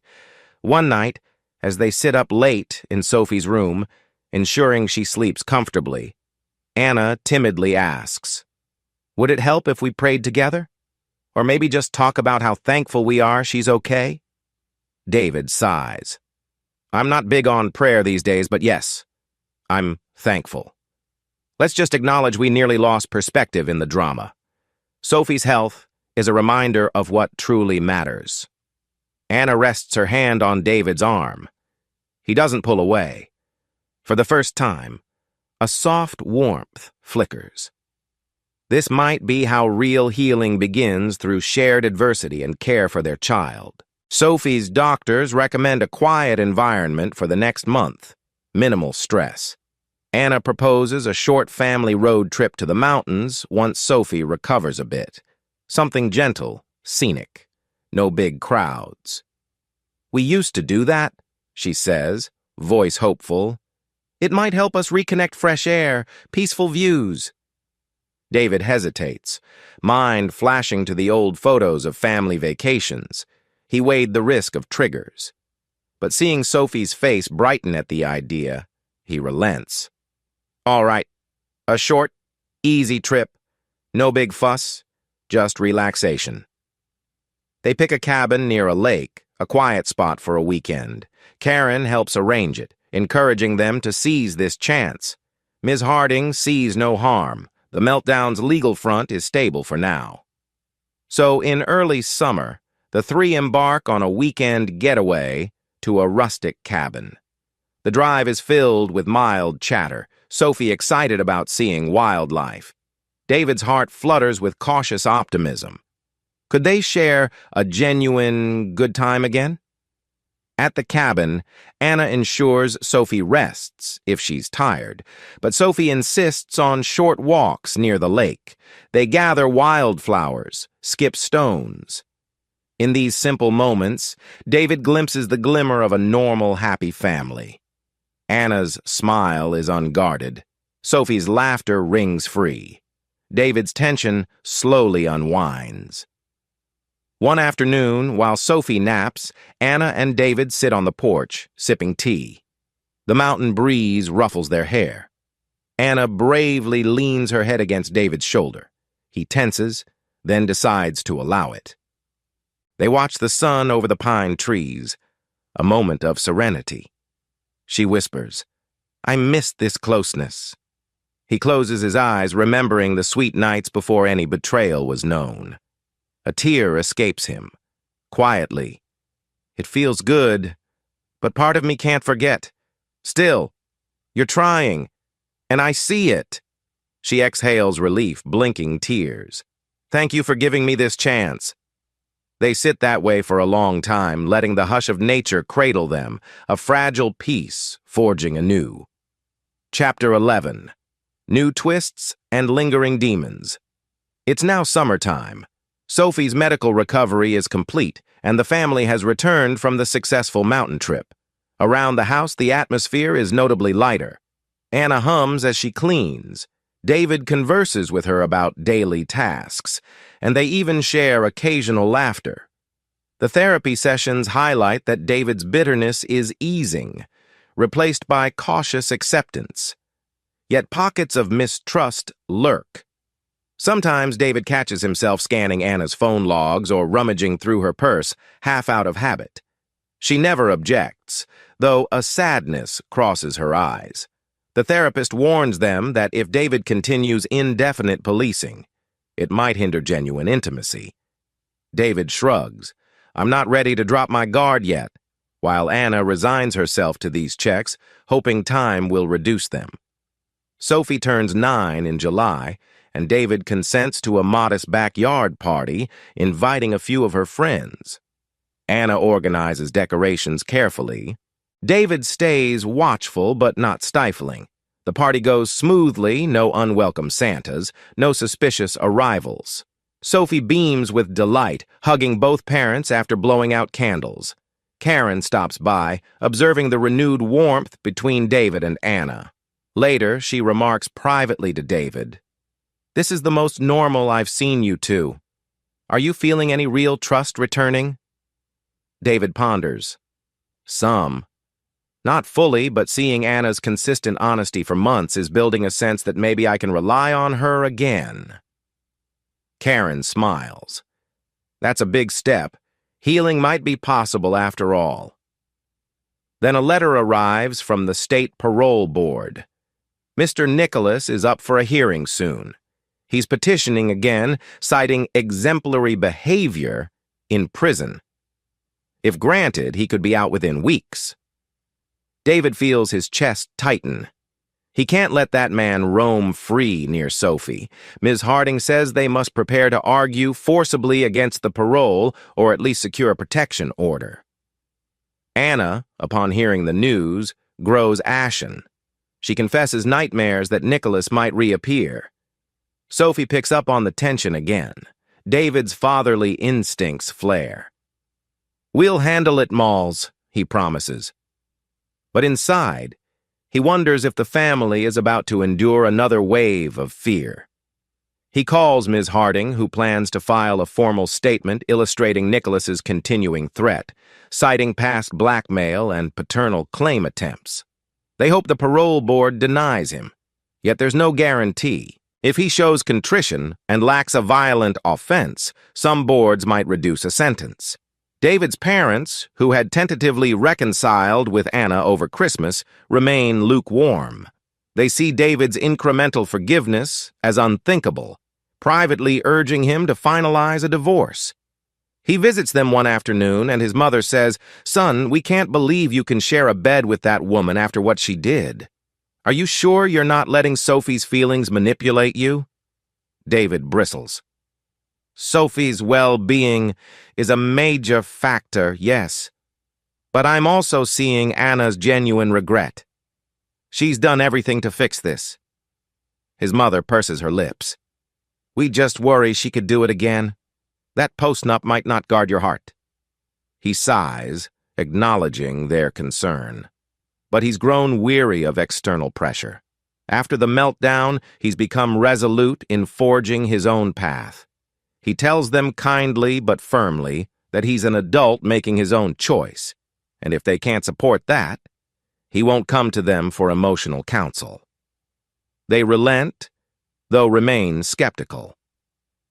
As July turns into August, Anna decides to attempt a renewal gesture. She arranges a private date night with David, just dinner, at a quiet, upscale restaurant. David hesitates but agrees to see if romance can spark again. She dresses elegantly but modestly, no provocative signals, wanting to show she respects boundaries. David drives them, feeling unsteady. This is their first real date since the affair revelations. The atmosphere is tense at first, but they share small talk about Sophie's activities, therapy progress, even a mild joke about how they once argued over pizza toppings. Gradually, the tension lifts. Over dessert, Anna musters sincerity. David, it feels surreal being on a date with my own husband after so much damage. Thank you for letting me try. He meets her eyes, sees her genuine remorse. I appreciate you didn't push or demand. I see your changes, Anna, I do. They end the evening with a slow walk under the city lights. At the car, she bravely leans in, meeting his gaze. May I kiss you goodnight? He studies her face, heart pounding. After a long hesitation, he murmurs, all right. She presses her lips softly to his. The kiss is tentative, haunted by the memory of her lips on others, yet a spark of old familiarity flickers. He breaks it first, breath trembling.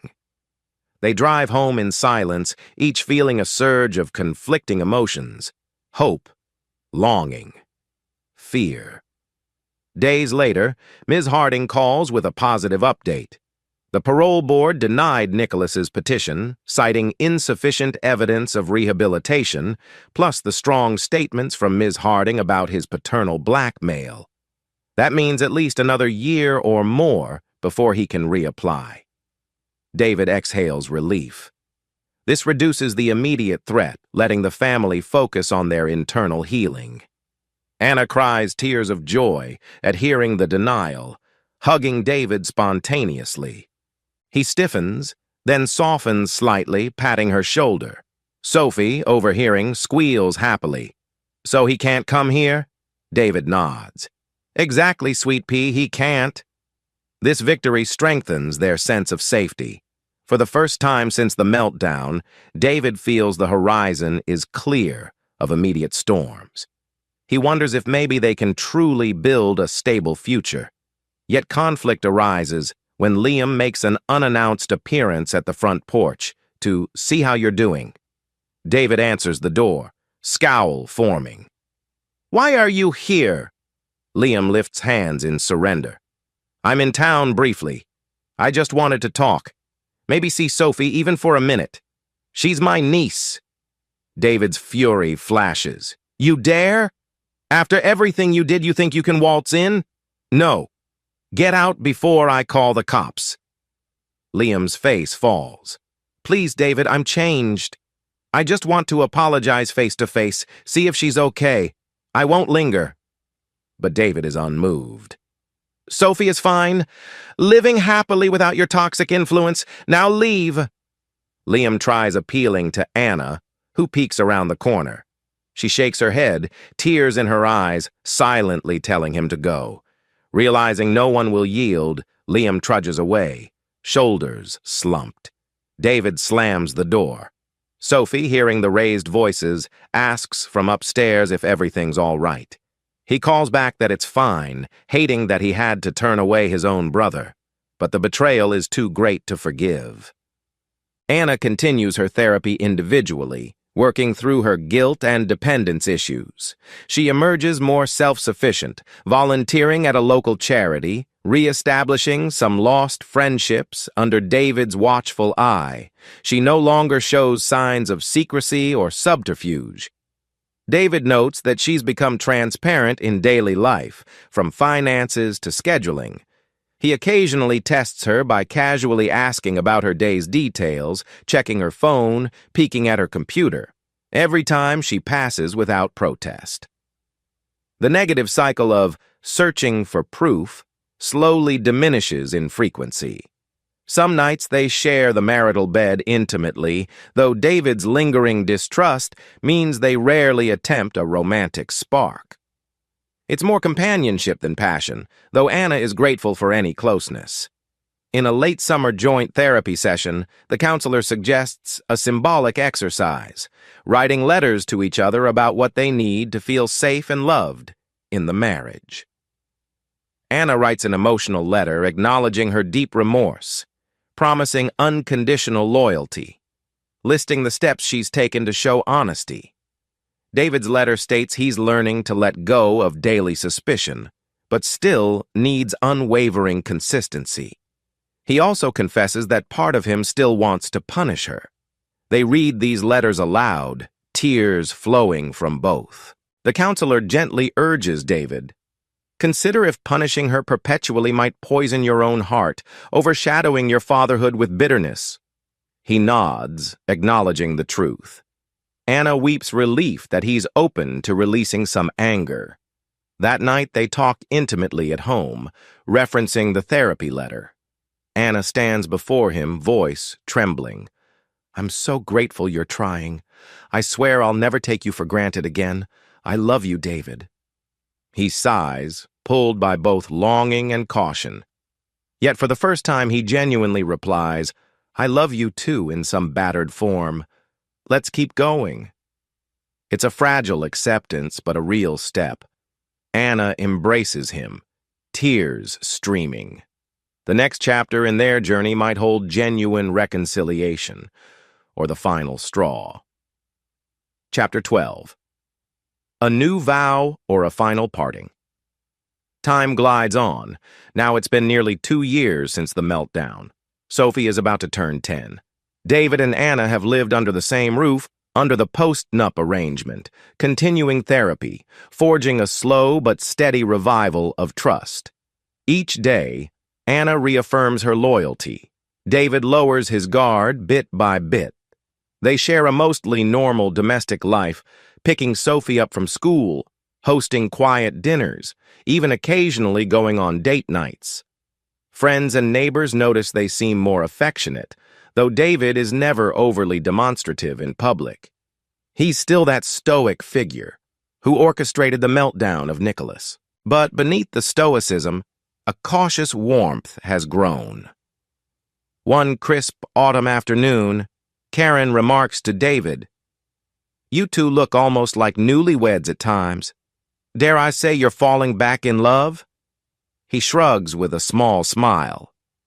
"We've come a long way. I'll never forget her betrayal. But perhaps we can build a future that acknowledges the scars and still stands." Karen is relieved for him. The transformation from a raging, vengeful husband to a measured, healing partner is striking. As Sophie approaches her 10th birthday, she's grown more inquisitive. She's known for some time that Mr. Nicholas is her biological father, but is legally barred from contacting her. She doesn't ask about it often, but once she corners David, saying, "Dad, is he still in jail? Will he ever come find me?" David kneels, gently placing a hand on her shoulder. "Yes, he's still incarcerated. Even if he's released, the court won't let him come near you without a lengthy process. I'll protect you." She exhales relief. "I'm okay with that. You're my real dad anyway." She hugs him fiercely. He feels tears prickle, the depth of that father-daughter bond unwavering despite the DNA. At a routine legal check-in, Ms. Harding surprises David by suggesting that if he truly aims to remain married, a vow renewal ceremony might symbolize a fresh start, publicly and privately. She says, "It's not uncommon for couples who survived infidelity. A reaffirmation under new terms can help close the old wounds." David muses on it. The idea of a vow renewal seems both fitting and daunting. He confides in Anna, who lights up with teary hope. "I'd be honored if we did that, but I don't want to push you. This has to be your choice." He states he'll consider it carefully. He wants to ensure it's not just a show, but a genuine step. Anna, encouraged, remains patient. For the vow renewal to feel real, some around them suggest maybe David should lighten or void the postnuptials' draconian clauses. The therapist remarks that indefinite legal strangulation might hamper genuine intimacy. Anna never complains about it, but it weighs on them. David is torn. The postnup is his security blanket, guaranteeing Anna can't betray him again. But if they're truly forging a new unity, continuing to hold her under that threat might poison the relationship. After weeks of introspection, David carefully amends the postnup. It remains in effect if any fresh affair occurs, but he eases certain financial penalties, making it less humiliating. He formalizes these changes with Ms. Harding. Anna receives the revised version, tears of gratitude welling. "Thank you, David," she whispers. "I see you're trusting me more." He nods, half smiling. Step by step. Then a letter arrives, an envelope from the state prison addressed to Anna. David intercepts it. They open it together. Inside, a letter in Nicholas's handwriting. "Anna, I hear you remain with David. Perhaps you've forgotten how I fathered your precious Sophie. If you think you can bury me forever, think again. One day I'll be free, and if you try to keep me from my child, I'll reveal everything I know about your role in our business deals to the press. We'll see how your marriage holds up then. N."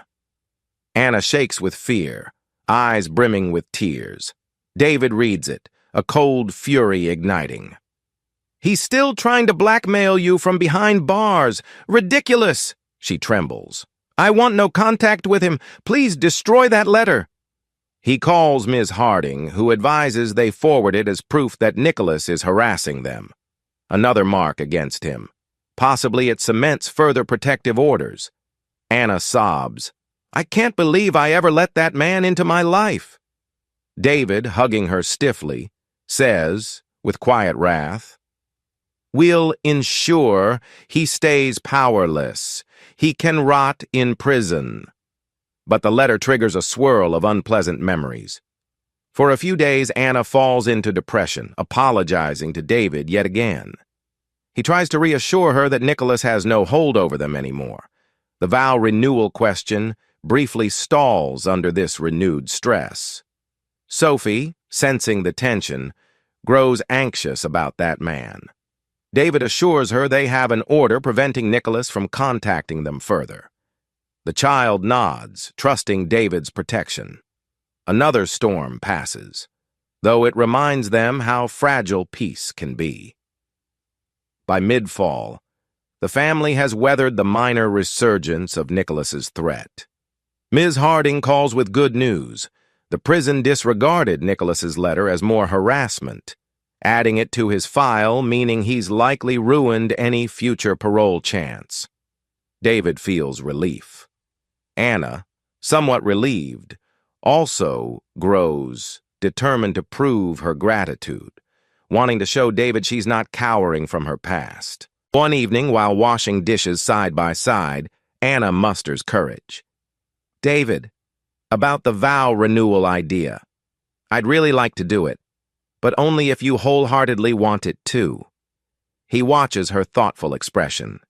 The last year of slow healing, Sophie's unwavering love, the success of therapy, and Anna's consistent transparency weigh in.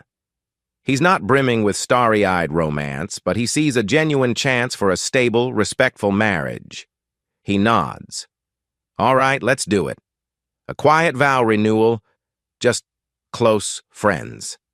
Something that signals we're truly stepping forward." Anna's eyes fill with grateful tears.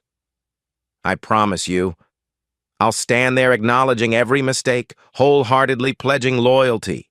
He nods, heart heavy, but also determined.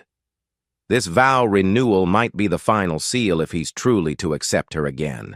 If it fails, or if she betrays him afterward, the postnup remains. But he chooses hope for Sophie's sake, and deep inside, for his own heart. Karen helps arrange a small vow renewal ceremony in a modest chapel near the edge of town. Nothing lavish. No extended relatives besides David's parents, though they remain skeptical. The Nguyens are invited as friends, ironically becoming close after the meltdown. Ms. Harding attends, impressed to see David and Anna forging a new bond. Sophie, of course, stands by with childlike excitement. Anna picks a simple ivory dress, not a wedding gown, but enough to symbolize renewal.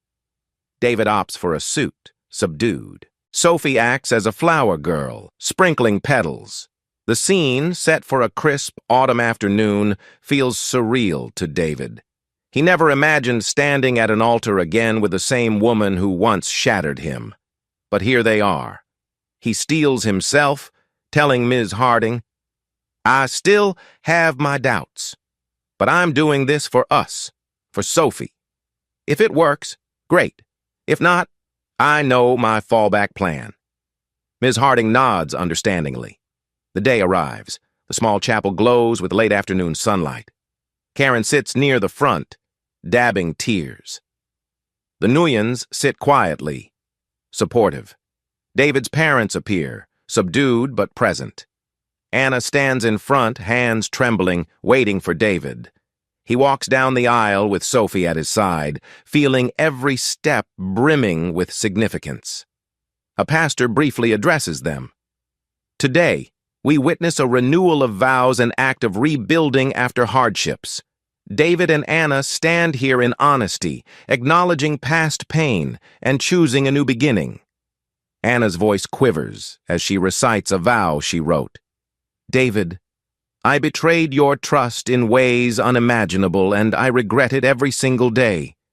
Yet your grace and steadfast heart saved our family. Today I vow, with no illusions, to remain faithful, transparent, and devoted, so that Sophie grows up in a stable, loving home. I love you, and I vow never to break your heart again." David's heart thuds. He quietly delivers his vow. "Anna, I once believed our marriage was unbreakable, only to discover betrayal. We endured chaos, overcame it, and now I choose to attempt a future with you knowing your remorse is real, trusting you to keep your word. I vow to strive for forgiveness, to let go of punishing you daily, and to love you as best I can, so we can give Sophie the family she deserves." Their voices echo in the hush. They exchange simple new rings, a symbol of second-chance vows. Anna's tears flow freely, gratitude shining. David, though calmer, feels a lump in his throat. He glimpses Karen wiping her eyes, the Nguyens smiling gently, and Sophie's face shining with relief. The pastor pronounces them renewed in marriage. They share a soft, trembling kiss, less about passion, more about solemn commitment to try again. Afterward, they gather in the chapel garden for a small reception, just cake, punch, minimal fanfare. Anna hugs everyone tearfully, repeating thanks for believing in them. David's parents, though still uncertain, murmur a cautious blessing. The Nguyens say they are touched by the show of redemption. Sophie bounces happily, hugging both parents, exclaiming, "Now we're all together for real?" David kneels, hugging her tight, whispering, "Yes, sweet pea. We're giving it our best." The child's grin is priceless, a testament to how important this vow renewal might be for her emotional security. In the midst of the modest celebration, David experiences a moment of tranquility, as if the last 2 years' storms have finally subsided. That's not to say scars aren't there, but at least outwardly, they've made a statement that they refuse to be defined by betrayal alone. In the weeks following the vow renewal, the household dynamic shifts. David no longer rummages Anna's phone daily, though he retains the right per the softened post-nup. Anna remains consistent, sharing schedules, being home for dinner, focusing on Sophie's schooling, continuing therapy. The tension dissipates, replaced by a gentler sense of camaraderie. They occasionally laugh more freely. On some nights, David even invites Anna to sit by him on the couch, watching old family videos, remembering the times before everything fell apart. He sees in her a genuine desire to be not just tolerated, but cherished again. Slowly, he lets her in. She acknowledges that any slip could destroy them, but she also feels hope blossoming. Ms. Harding checks in, pleasantly surprised by the new environment. Karen jokes, "We might see a real honeymoon too? Zero soon, huh?" Sophie thrives, excitedly telling friends that her parents renewed vows, though she spares them the scandal details.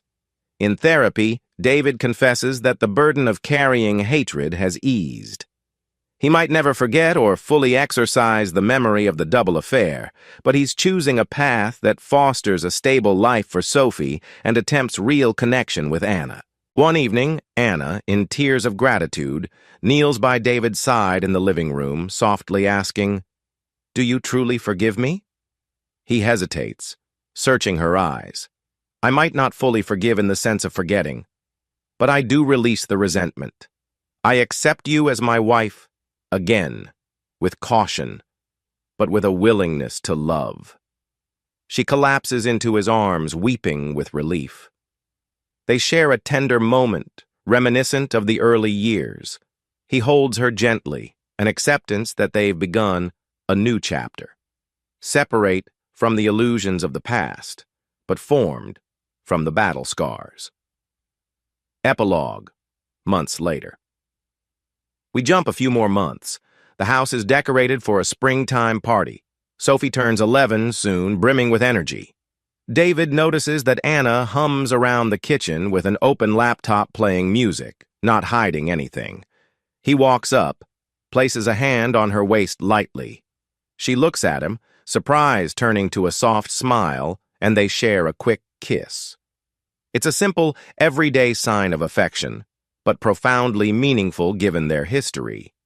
They remain mindful that Nicholas might reapply for parole eventually, that Liam lurks somewhere, but they face it united now. David stands in Sophie's bedroom door, watching her peacefully read, marveling at how she's grown. He thinks, "We overcame so much fraud, blackmail, paternal revelations, and still kept a family intact."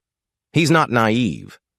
The trust is a delicate plant that requires constant nurturing. But for the first time in years, David feels genuine contentment.